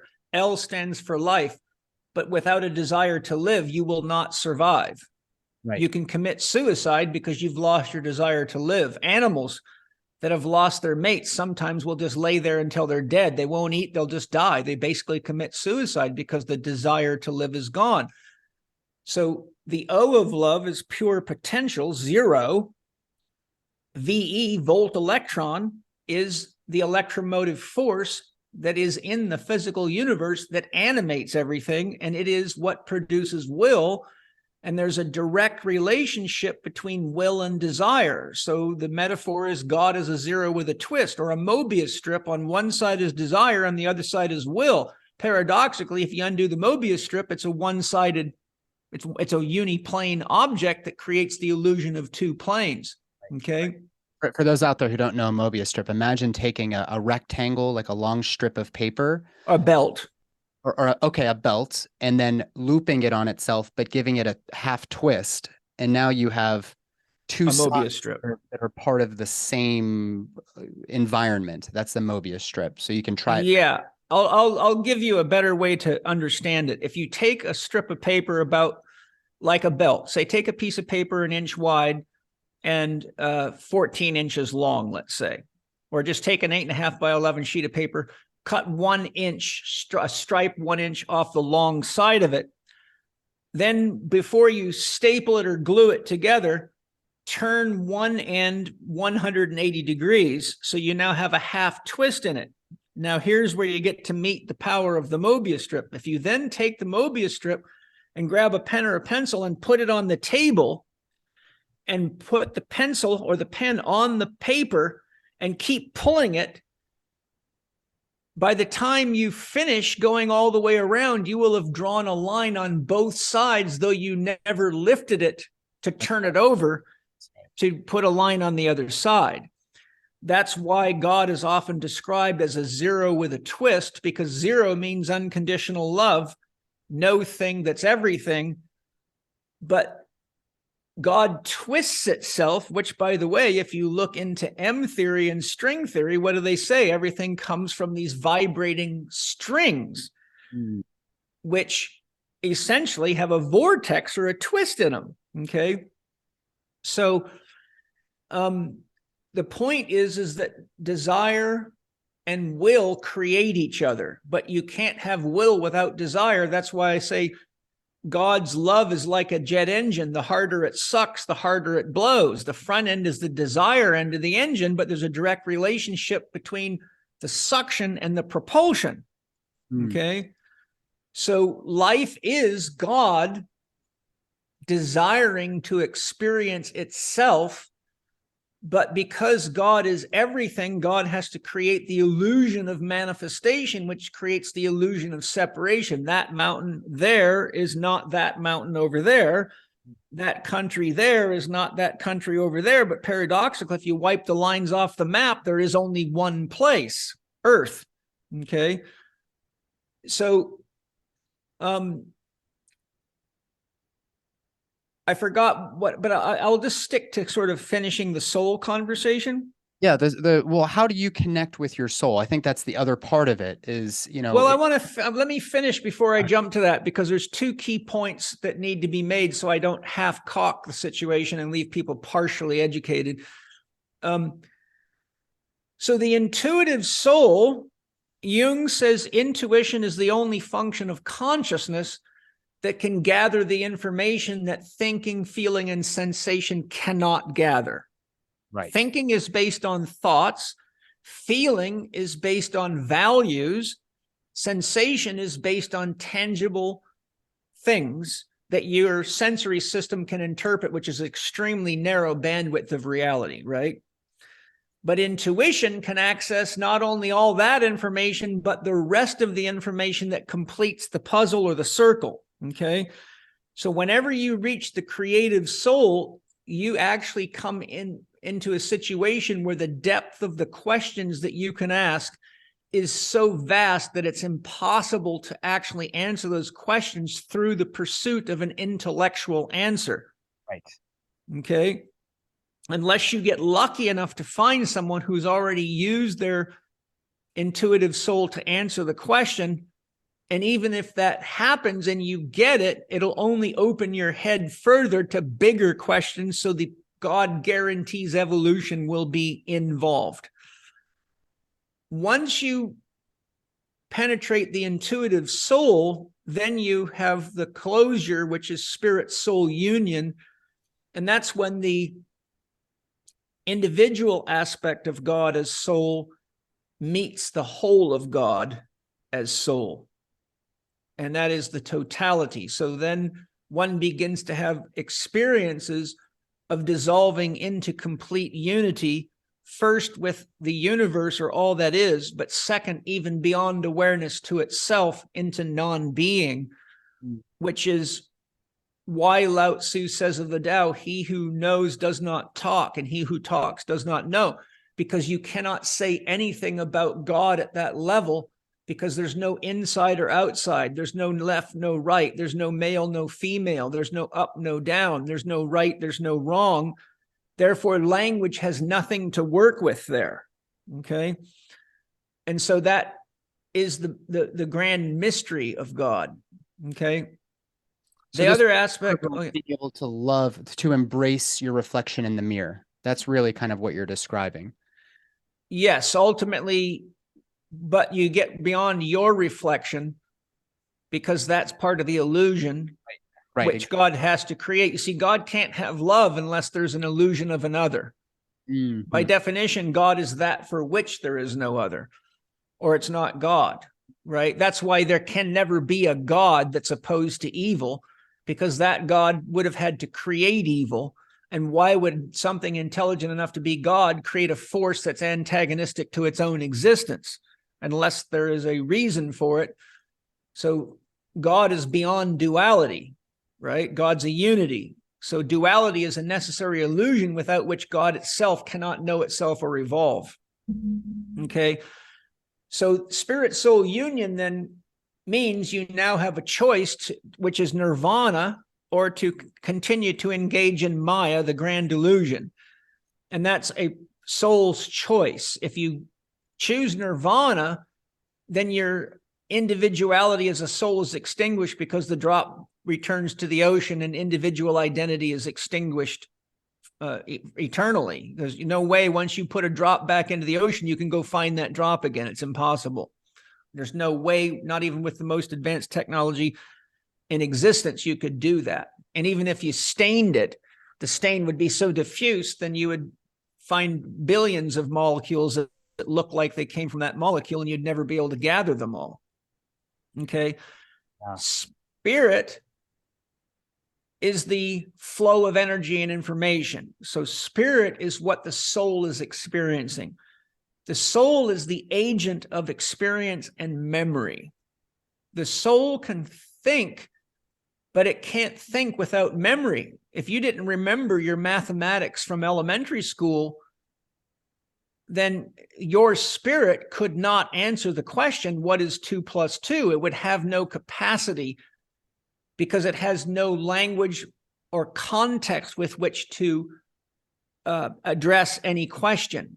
There has to be memory. If your memory was gone, you'd be an Alzheimer's patient and you wouldn't even know who your own wife was. In fact, you'd look at your hand as though it was someone else's and say, what is this doing here? Who left this hand in my bed? Okay. So spirit is the flow of energy and information that creates the animating force that soul experiences. One of the conundrums we have in our religious history and languaging is that the word soul is used without the understanding that it is inherently inclusive of spirit, because you couldn't have a soul without spirit, because there would be nothing for the soul to experience and therefore to remember. So the true distinction is spirit soul. So the analogy that I give to help people understand this, which I shared in the tarot workshop, is if you take a shaman's drum and you play it, there's a skin there. Yeah. That skin vibrates, and you actually have an experience not only of the sound, but of the vibration going through your body. So the drum skin is what the soul is. The soul is the membrane that is having an experience, and the spirit is what is playing the rhythm that's making the stick hit the drum. So if there was no stick and there was no spirit to inspire that this person needs this cadence to heal this problem, then there would be no experience for the soul that is playing the rhythm, because there would be nothing to make the drum vibrate. If there was no spirit moving through the healer or the shaman, then there would be nothing that would be an agency of change for the person on the table. So the shaman's soul has the memory of all its past lifetimes and the awareness of many dimensions in which spirit manifests itself. The shaman accesses the spirit soul in the individual, sees which dimension it's gotten itself into trouble or gotten lost, and then uses its knowledge of vibration and consciousness to bring itself as a shaman to the same place that that person's stuck, and it meets that soul at that level of its own creation. In other words, it might be meeting it in the astral realm where it's being attacked by entities because it got, in this lifetime, might have got caught doing drugs at a party and got possessed and ended up now being stuck at the level that it was at in the party while it was doing LSD, let's say. So the shaman will then use his spirit to engage the other spirits that are holding that soul captive in this sense, and then use the wisdom of his past life experiences and his capacity to feel his soul to make the choices necessary to disentangle that person from the level that they are caught at, which then will immediately cause changes in the biology of the body, because the astral penetrates the etheric, which penetrates the physical. So the higher you go, the greater the change you make at all levels. Right. Okay, so in a nutshell, spirit is the animating force. Soul is the force of is the agent of experience. Spirit is the electric field. Soul is the magnetic field. So in your body, you are an electromagnetic being. Every single cell in your body has a voltage, and there's actually trillions of volts in the human body. If you calculate how much electrical energy is produced by the mitochondria in one cell and add it up, it's many, many, many, many, many times more than all the lightning strikes on this planet in any given day. You've got so much energy in the human body, it's powerful enough to light this whole planet up if you could hook it to light bulbs. Yeah. It's exquisitely powerful. Actually, I've seen a calculation by a physicist in Cambridge University that showed there's more energy in the human being by far than there is in our entire sun in one human being. Okay. So we are a spirit soul construct, and the spirit is the electric force and the soul is the magnetic force. Why? Because the soul is what loves and gathers you and draws you to the experiences of the rest of yourself. It's your soul that magnetizes you to me and me to you, but it's the spirit moving through us that's saying, you two are together to learn these things from each other, which will be a gift to the rest of humanity, which is a gift to the rest of God at this level. Okay. So in a nutshell, you don't have a soul without a spirit, and there's nothing for a spirit to do without a soul. Those two are like heads and tails of a coin, and God's what's holding them all together. The answer to your next question is, how do you connect to it? Well, you get very, very still. You empty your mind, and you simply speak to yourself on the inside, and you say, dear soul, if you were there and you can hear me, do something with the energy inside of us that's so obvious that I know it had to be you doing it, because I couldn't do it. Right? And then all of a sudden you feel a huge rush or movement of energy, which for a lot of people, as you know, is a huge rush up through the spinal column and out the top of your head. Each person can have a different reaction.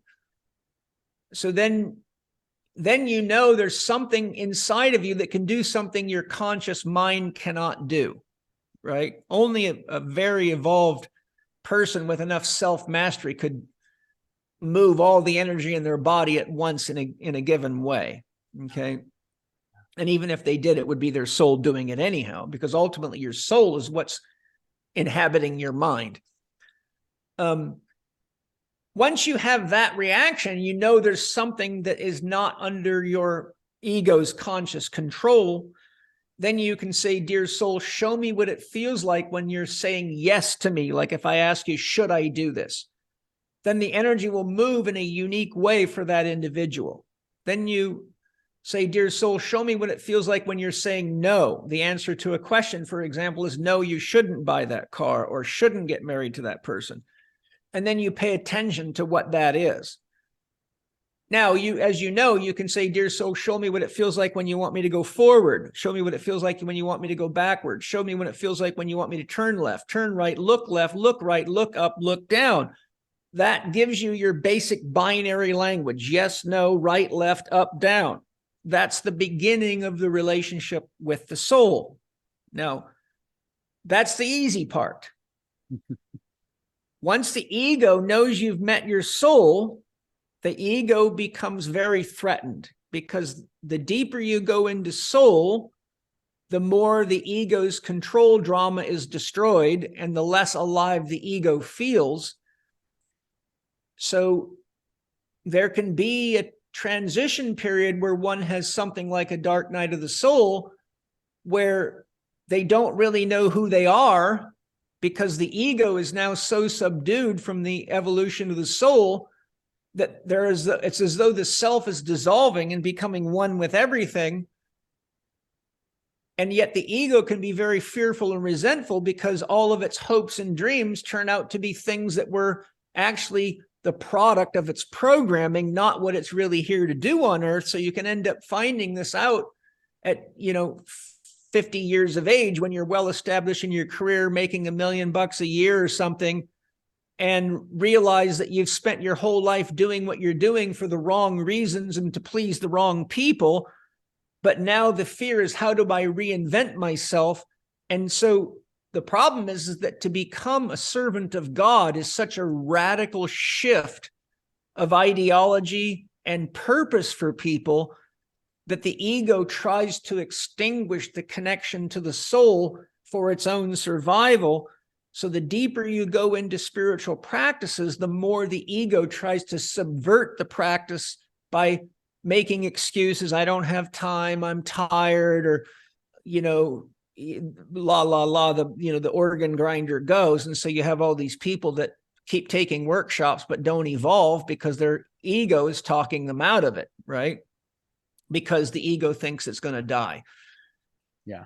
And so if you don't get to the point where you have enough trust in God to realize that you could never die, because what you are is not material, you're just wearing this body and acting out this persona to be part of a divine play in which God's experiencing itself.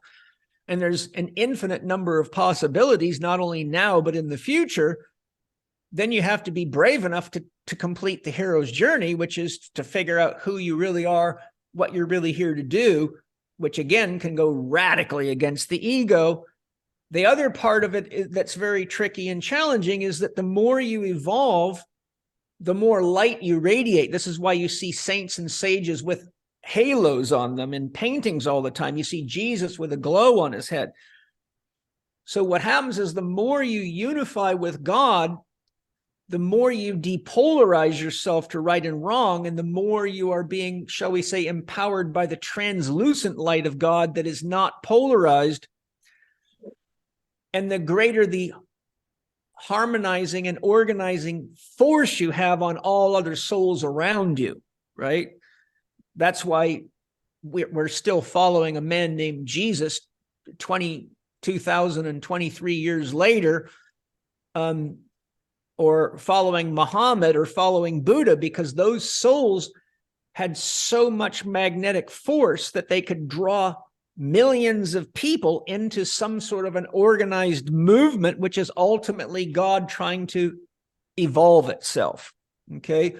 Why that's important is because the brighter that light is, the more you attract negative entities to you, the more you attract Lucifer to you. Lucifer's function is to generate illusions, but you cannot return to God if you carry an illusion, because God has to stay unconditional or God ceases to be God. So the more spiritual evolution you have, the more you have to come face to face with challenges, not only within yourself, but around yourself from dark entities. And those dark entities are really the expression of Lucifer, because Lucifer's job is to give you every opportunity to spin illusions. And to the degree you spin illusions for yourself and others, you are polarizing yourself and you cannot return home to God. So you could say Lucifer is God's filtration system. His job is to make sure that he gives you every opportunity to gain power, wealth, love, and fame through spinning illusions. And then it shows you that your love is not for the love of God. Your love is for money, power, wealth, power, or fame, right? So what happens is Lucifer filters out all the illusions, which are also useful to God, because those are the ways that God experiences its potentials, but God can get trapped in its own illusion. So Christ's job is, in metaphor, Christ, Buddha, all of them, their job is to actually put a compass in your heart so you can discern, because only the heart can deliver judgment to the head. The head's easily trapped in illusions. That's why they say the longest journey in your spiritual evolution is from your head to your heart. It's only a foot and a half, but it's the hardest journey to make, because the closer you go to the heart, the more you realize that your head is spinning illusions. And if they're making you money, it's hard to break the habit. Okay. If they're giving you power over people, it's hard to break the habit. Yeah, I feel like that's that's kind of the crux of what's happened in medicine, is that the head has gotten in the way of the heart, and Yes. the beautiful brain can only do so much. What is your heart telling you? But, it's never incentivized. It hasn't been incentivized for many people to do that. But that's why I'm so drawn to your work, is like, there's only so much I can get from reading books. Well, you see, the currency of spirituality is love and connection, right? Because paradoxically, God does this because God is extremely alone. So the only way God can create company is to imagine itself as other beings, which gives God the ability to love itself, but under the illusion that it's not God, right? So the paradox of all this is that what the force of love does is, the more of it you have in you, the more you're interested in bringing people together and harmonizing people to love, because that's the only way home from the illusion, right? And the illusion, as you know, is called Maya, the grand illusion. Right. Okay. Right. And so ultimately, God doesn't care how long it takes, because God has all the time in the universe. God's actually very committed to the experience of all its possibilities. And this is one of the reasons people are very resentful of being enlightened too quickly, because people love being asleep in their unconscious, because then you don't have to take responsibility for what you're creating. You don't have to spend the energy to think constructively. So being numbed out, drugged out, and pacified by television takes all the work out of the evolution of finding your way back home, which is to God. So when someone like you or I comes along and starts talking like this, it can get violent reactions from people, because it's like somebody set your alarm for 3 a.m. without you knowing it. You wake up in the middle of the night, you look at the clock and you're pissed off, and you say, who's the asshole that set my clock for 3 o'clock in the friggin' morning? Right?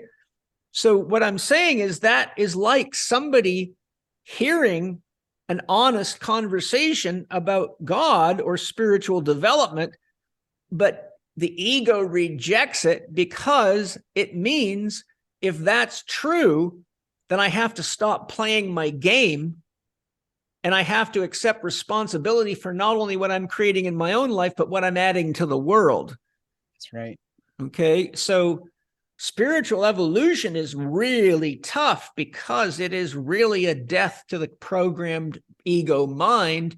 And to the degree you evolve, you do not fit in to third grade world classroom. And the schoolyard of the world is about kindergarten through third grade in spiritual evolution. You have to evolve out of here.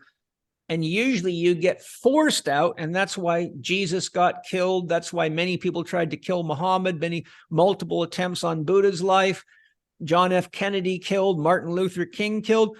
So really, paradoxically, getting killed by the masses means that you have accomplished your mission in third grade class, and now you're going to go work in a higher dimension where the souls are ready for that much evolution.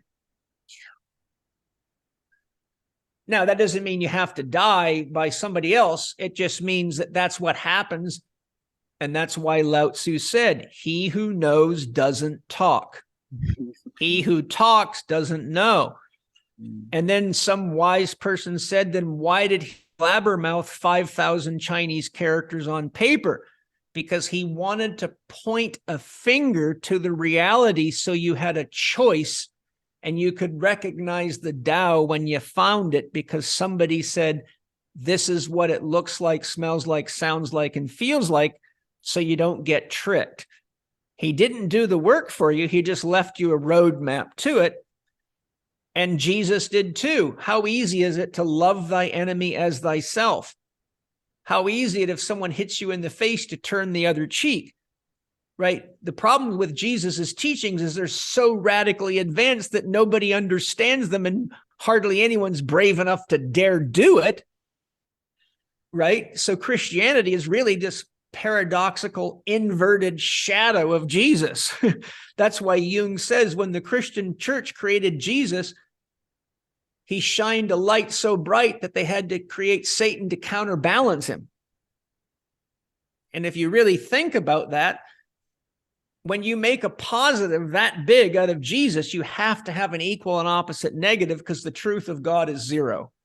Yeah. So the more you shine a light, the more you have to have darkness to support it, or it can't exist. Okay, so that's what the soul is. It's consciousness within. Spirit is what's animating it.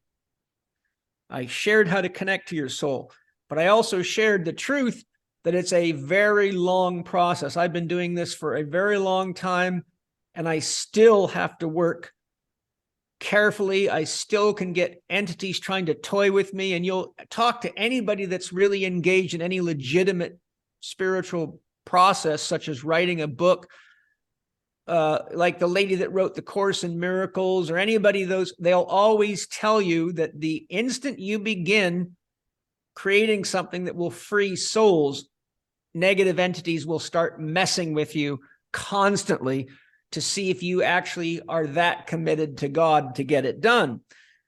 So Lucifer's job is to constantly test you and give you the bait that keeps you trapped in the matrix. And God says yes, because it means God just gets to learn more about itself. It doesn't matter what dimension God learns in, it's all an experience without which God cannot know itself. But how much time does it take when you have infinite power, infinite information capacity, infinite processing speed, infinite creativity, and infinite time? Right? That's what people don't understand about God.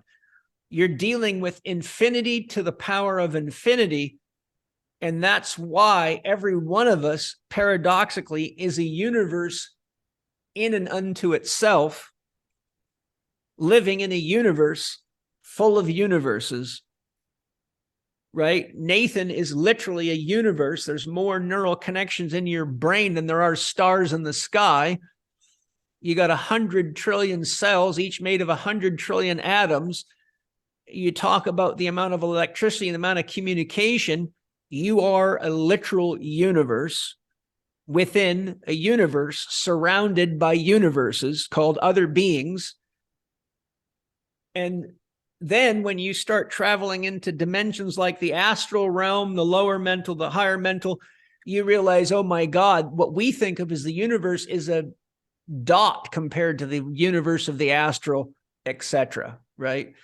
So most people's conception of God is only what they can handle, which is what they read out of books and no more. Well, with all of that being said, when a person is trying to become pregnant, they're inviting in, I do a lot of exercises and trying to invite the soul of that baby that's waiting for the right to enter the center of life force energy, the womb space, the second chakra space.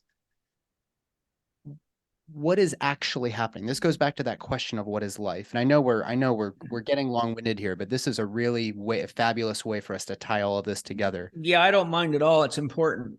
Yeah. So really what I'm trying to ask, Paul, is where do babies come from? Okay. It's something I investigated quite deeply. The answer may or may not surprise you or others. Remember, there's nothing here but God.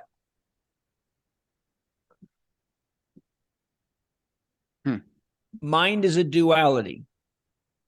So 0 is the highest principle of God, which is unconditional love. Anything that's unconditional can only be mathematically represented as a 0. To be any number is a condition. God is consciousness itself. In physics, that's called big C, or in consciousness research. Our consciousness is little c. We're always conscious of something.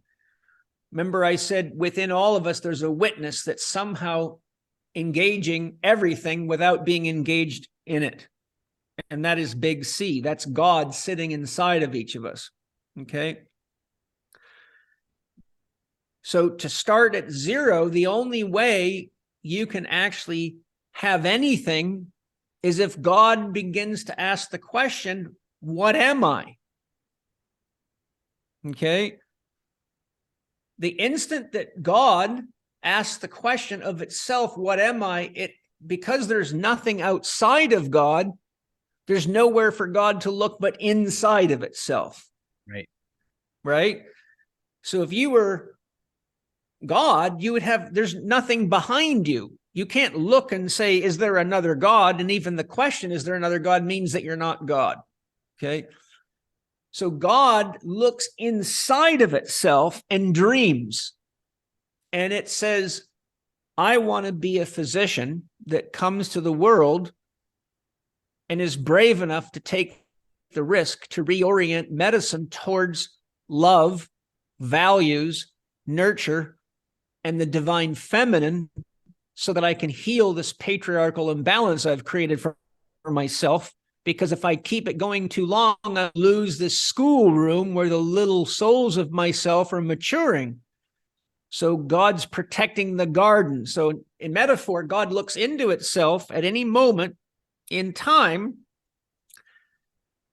and meets its desires by dreaming a soul into existence. But since God can't be localized, God is non-local, God's dream is passed into all the characters in the dream. So whenever God dreams, if God dreams Nathan into existence, and all of a sudden Nathan in the dream, before he has a body, says, who created me?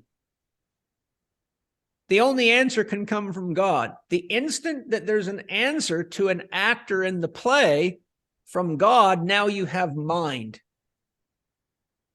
Mind is what happens when information and energy flows between any 2 points of sentience. Okay. Now you can have a computer mind, but that's a machine mind. That's not a human mind or a biological mind. But technically, even at that level, if you have information moving between 2 atoms, then you have a mind. Right. Okay. So by all definition, mind is movement of information and energy between 2 points. Okay. So when God dreams in its own self into existence, and the characters in the dream because those characters are dreamed out of God's consciousness, realize their consciousness and start asking questions like, who created me? Where do babies come from? Then the only way that they can get an answer is if God answers it, which seems like it arises inside of themselves because you can't see God. And that begins the process of mind. And that's how the whole universe gets created. All the beings that God creates within itself begin to recognize each other, love each other, because there's nothing else to love. And then they say, what do we want to create together? And that's when mind is created. So the unity of all that is created is the one, and the duality that it takes to create, because you can't have a mind without the capacity to make meaning, or what would be the function of mind. So yes has to have no, good has to have evil, female has to have male, and on it goes.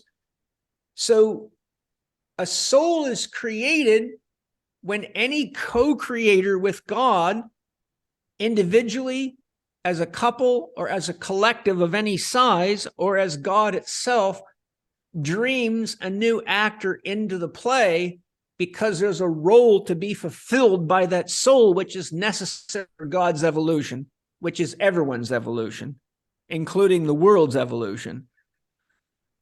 So when two people say, we would like to have a child, they are now dreaming a soul into existence. And since there's more souls than you can use a calculator to count, because remember, God's eternal. This has been going on forever. There was no beginning or end to God. So if you think the universe is old, it's only one of trillions of universes. So we are all co-creators because ultimately we're God in drag. You know, you're God disguised as Nathan Riley, right?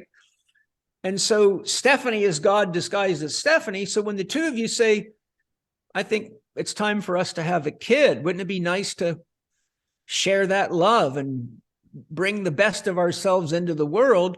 You are now in a co-creative relationship with God. So when your sperm meets her egg, then you ignite your joint DNA, which acts as a cosmic antenna system. And every soul that's in resonance with that frequency, and only souls that are evolved to that level or beyond, can see the light emanating from the egg at the moment the sperm contacts it. When the egg invites the sperm in, it's like you've just flipped the light switch on in the DNA. And now it begins to send a radio wave, metaphorically, throughout the entire universe and beyond into these other dimensions, in a non-local wave that says the doorway is open for any soul that has evolved to this level that's willing to fulfill this role. And the role is determined not only by the desire of the soul, but by the conditioning the parents can give it in the time and in the place and in the circumstances it evolves into. That's why I said, both my children said, we came because you three have the combination of knowledge and skill to reactivate our past life knowledge that we need to fulfill our desire to do the work to make the world a better place for all living beings at this time, because the world's at risk of reaching a point where it's uninhabitable by living beings. And that's not part of the plan, right? So that's one of the ways I feel confident that we're going to get through this, because both of my children would have incarnated to help make the world a better place. If it was just going to cease to exist, it wouldn't really be worth it. Yeah. Two things come to mind. And the first is, I'm sure you're familiar with the work of Stan Groff. Did a lot of course, in Halifax, LSD, end of life. That was like one of their big things. But he also worked on a theory that he called the perinatal matrices theory. Are you familiar with that theory? Yeah, I've read some of it. I don't remember the exquisite details of it, but you're talking about the perinatal astrology? Well, no, I don't think he would call it that. It's actually far simpler than that. You know, this baby Okay. growing inside the uterus in this amniotic universe, and then there's these cosmic oppressive forces whereby the baby starts to feel there's less and less space inside, and then there's the struggle and an opening, a light appears at the end of this tunnel, and then the baby has this experience of death and rebirth and emerges out of the vagina now into the earth school. Right. Through that process, I've always wondered, I'm sure it's not this simple, but when a baby is growing, gestating inside, and you describe these various stages of the embryonic sort of development, Yeah. the baby is vested with a soul. Obviously, there is spirit there. Otherwise, Yeah. it's on our prior conversation. But if a baby comes by, let's say through C-section, Yeah. both of your two later children were by C-section. Could it be that without that cosmic oppression, with this struggle with death and rebirth, that baby is not fully embodied with some of these energetic bodies? And could there be a benefit to that? Like they're still straddling the astral. They still have one foot in the spirit world. They're not fully embodied and grounded here, bringing perhaps angelic healing properties and powers to the family members, to the parents, to the healthcare workers. Is that, am I jumping here like out into outer space, or is there something to that? Like the birth itself, is that a part of your spiritual development? Well, I think now, I can only share what I have learned from my own investigations, which doesn't necessarily make them right, because I too can misinterpret communication from higher beings or whatever. But in my investigation of this, the soul itself knows that death is not real. It's Right. only when it's caught in the illusion of the matrix, or it enters the body, that it drinks from the river of forgetfulness so that it has an authentic experience. But all the circumstances of a soul's birth and childhood and life in general were already chosen going in. Right. And so the actual process of coming through the birth canal is like the first hero's journey. So the struggle is really like in an introduction to the nature of life, so that the baby is actually already getting prepared to know that it can make it out of a really challenging situation if it sticks to it, if it really works at it. So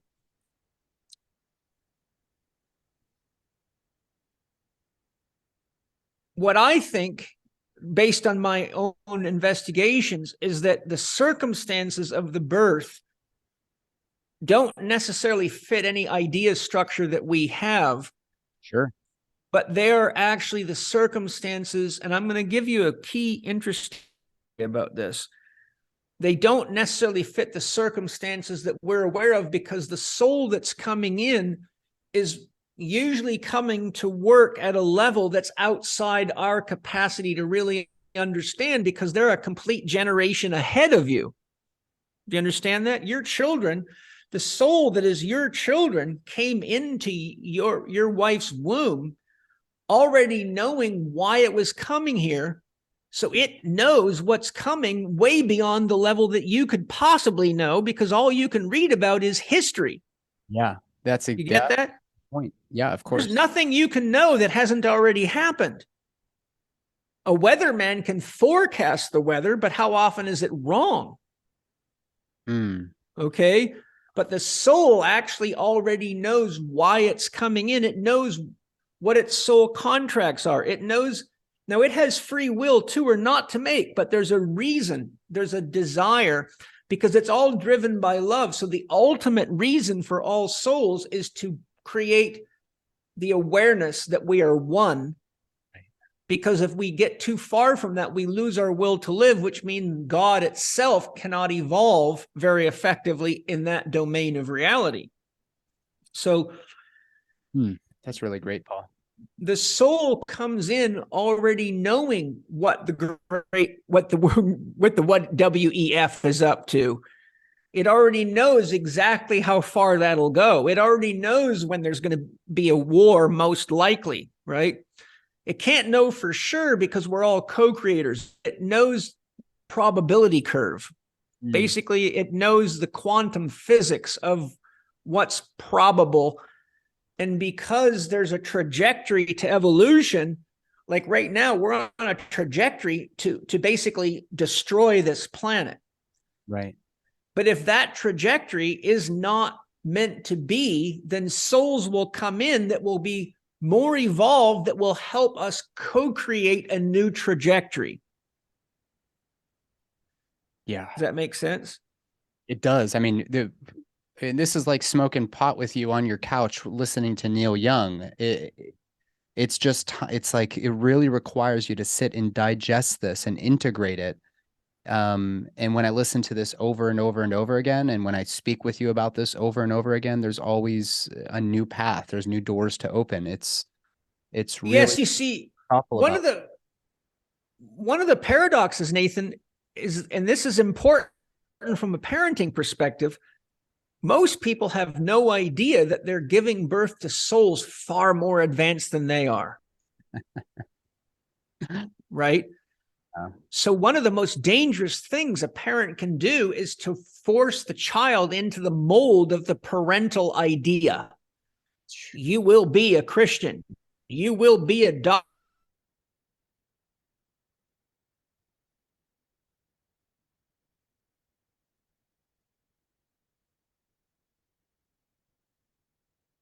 You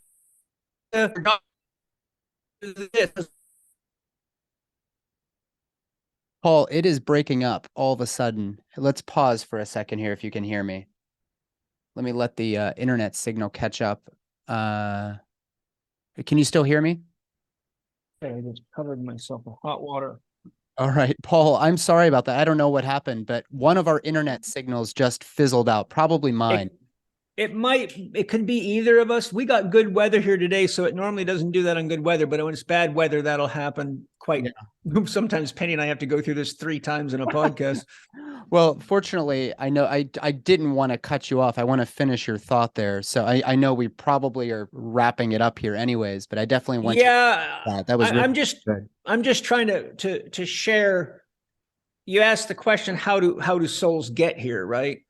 Yeah. And the point I was making when we got cut off is that the most dangerous thing a parent can do is assume that it knows more than the soul that it's just given birth to, or that it's more evolved, or that it's, going to mold this child like a sculptor into the perfect little piece of clay, right? Like their own little trophy child.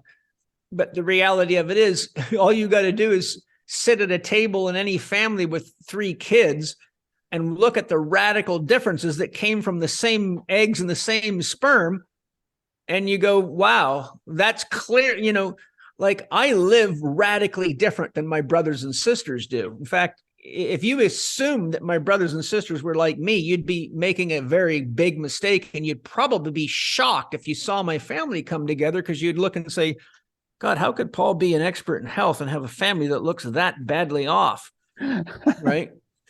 Because those souls are here for completely different experiences. Yeah, different experience. That's right. And that also lends itself to, doesn't matter where you are. I mean, you talk about this all the time. Think about the most evil person in the world, right? Like it could be whoever. A lot of people don't like Bill Gates and Tony Fauci and whatever, but that is still like they're on a different path. Their soul is here for a different reason, a different experience. And while it seems so easy to just want to amputate them from our whole existence, showing up in the work there is to show up in love and compassion for every single person, no matter what their creed, whatever their beliefs.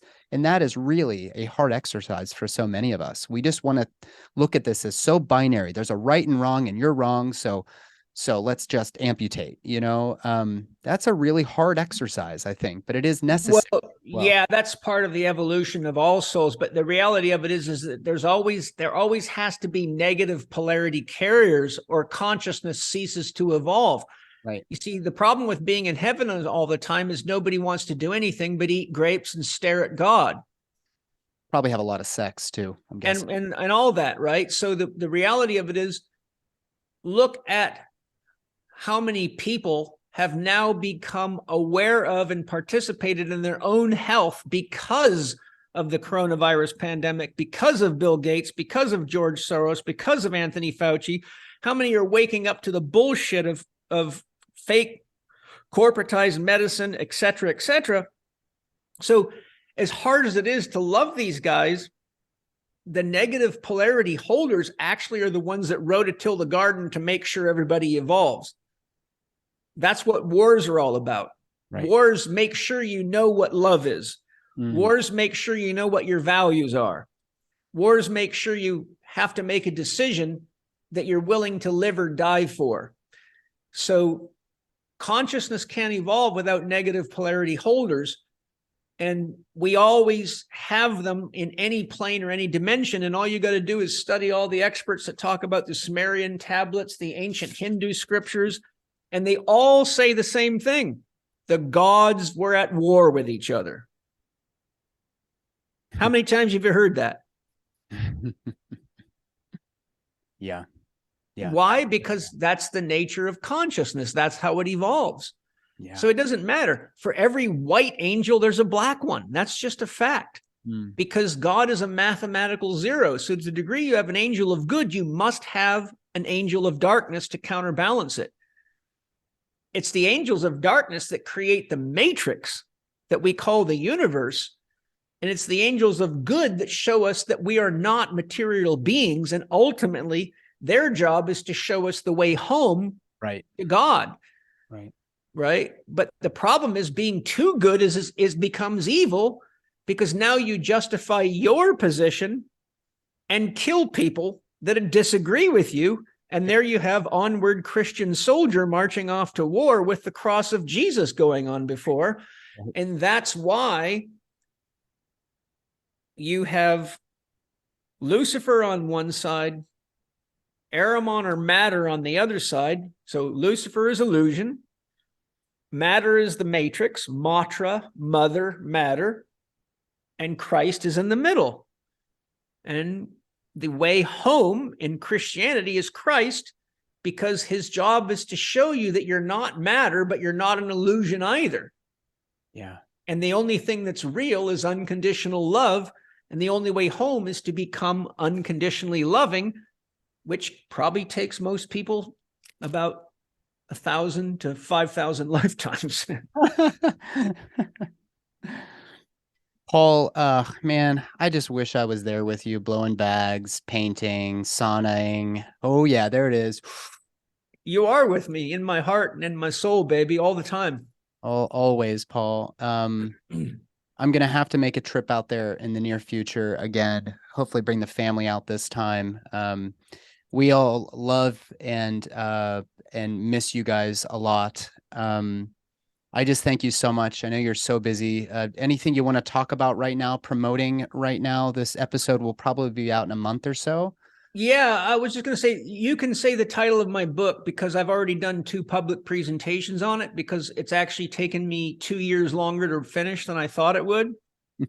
And it's now, I'm now 1,100 pages into it, and I still have 9 chapters to go. So I'm on chapter 32. So it's going to be about 40 chapters, and some of them are very comprehensive, like 60 pages long, because of the depth of the material.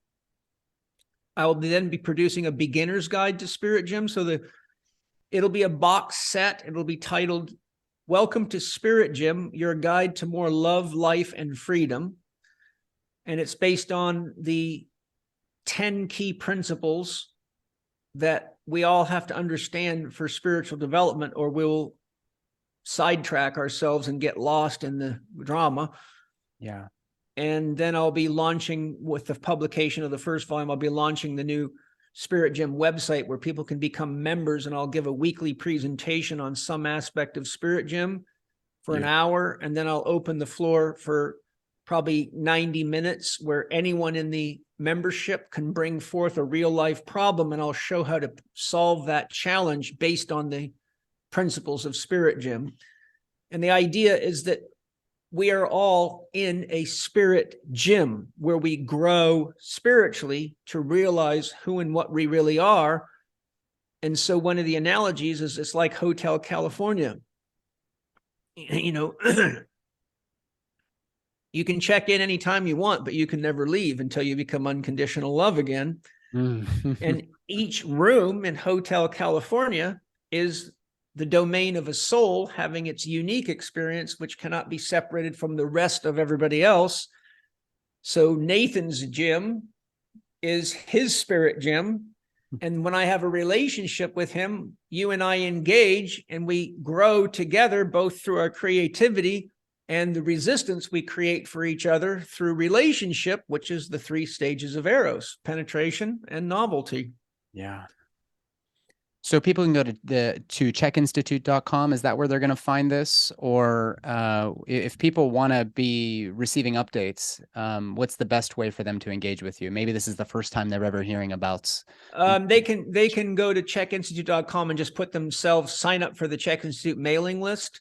Okay. Because when the publication of the first book is, we have a hard date for release. We're going to release it in Kindle first because the size of it'll be easier to navigate and a lot cheaper. As you know, I've spent a lot of money. I've already got a good 400,000 invested into the book. And as you know, I hired a world-class artist. So the book's designed so that if you're too lazy to read it, all you got to do is look at the art and the diagrams, and it'll create a shift in your consciousness just by looking at it. Cool. Yeah. So it's heavily illustrated and heavily diagrammed. And I've had the privilege, everybody listening, of reading nearly every single chapter. There was a couple I was just too caught up with things, but I didn't get to read them. But I've read nearly every chapter, taken copious notes, and these are just the first draft. The images, the content. This is such an incredible. It's going to look so great on my bookshelf someday when it comes out in hardback. This is an incredible endeavor and a great new, let's say a new journey for those of you who've been taking care of your physical, mental, emotional health. This is really rounding the bases here. This is an incredible feat of research and writing. So if you're out there listening, go and subscribe to the newsletter. If you haven't read How to Eat, Move, and Be Healthy, that was Paul's first book. Incredible. You brought me a signed copy when we were in the hospital together for Angie's birth. Very, very stoked about this one, Paul. Yeah, this is my magnum opus. I mean, I've put my heart and soul into this and a tremendous amount of time, energy, and money. And it's sort of what I feel I have to do to contribute to the world transition. And really, it's spirit working through me to usher in a new myth, a new myth we can all live by. And what I've done is I've built a myth structure in which anyone can create a personal myth. But once you realize what the myth is for, which is the 10 principles, then you're more aware of what needs to be included in your myth so you don't get caught blindsided by your own story. And you realize the importance of your story seeking to create harm with others' stories so that evolution can continue. So it's definitely been the most comprehensive undertaking of my life. And it's been a great joy as well. I'm going to have a huge party when I finish this because I literally feel like I've taken on the most intense, comprehensive, demanding project of my entire life. And it has required not only tremendous focus, but tremendous depth of penetration into my relationship with my own soul, because I'm trying to bring answers, just like your question, how do souls get here, right? These are the types of questions that through my life of spiritual development, I've had to tackle these big questions that are often gaping holes in people's minds that They don't know where to find answers. And many of the answers that I've given can't be found in books. But the premise of Spirit Gym is that there is no right or wrong. You just have to accept that whatever you create as a belief system or a myth, you will live it out. Amen. Therefore, you need to be very exquisitely aware of the power of your story and our story. And to the degree that your story is healing for everyone else's story, then it's medicine. To the degree that it's antagonistic, it becomes a growth force, because there's the negative polarity. Yeah. So if your dream is to be Genghis Khan, you're going to give everybody else a chance to evolve spiritually. If your dream is to be Jesus, then you get ready to get put onto a cross to finish your work. And everything in between is the answer. You know, the problem with God being unconditional love, the answer is always yes. Whether you want to be a murderer or a lover, the answer is yes, because God loves it all. That's the only way God can know itself. So yeah, that's what I'm working on. And it's nice to see light at the end of the tunnel. What was the date again, Paul? What was the release date? We don't have a specific release date, because every time I create one, I end up realizing I can't meet it. It was supposed to be done 2 years ago. But my goal is to have the first volume out by about the middle of this year at the latest. Right. And as soon as I finish the next 2 chapters, I'm stopping the writing to go back and work with my editor to finalize the editing on the first volume and get it into layout. So the first thing that'll happen is the Kindle edition will come out, then the print edition will come out. Now, it's going to be a box set, and these are expensive books. It's really well done, oversized hardcover, beautiful glossy paper, glossaries, comprehensive index. I'm taking the best of all the books in my library and merging it into one book. So it's meant to be very readable, space to take notes, beautiful art, beautiful paper, beautiful binding. That's why I'm doing the Kindle edition, because that'll be a fraction of the price, because the actual book set is really akin to a work of art. Yeah, it's going to be tremendous. I can't wait to see the final product. And when you when you do finally get this out, let's organize a big party at Rainbow House. We'll Absolutely. celebrate some Rumi. Sounds familiar, doesn't it?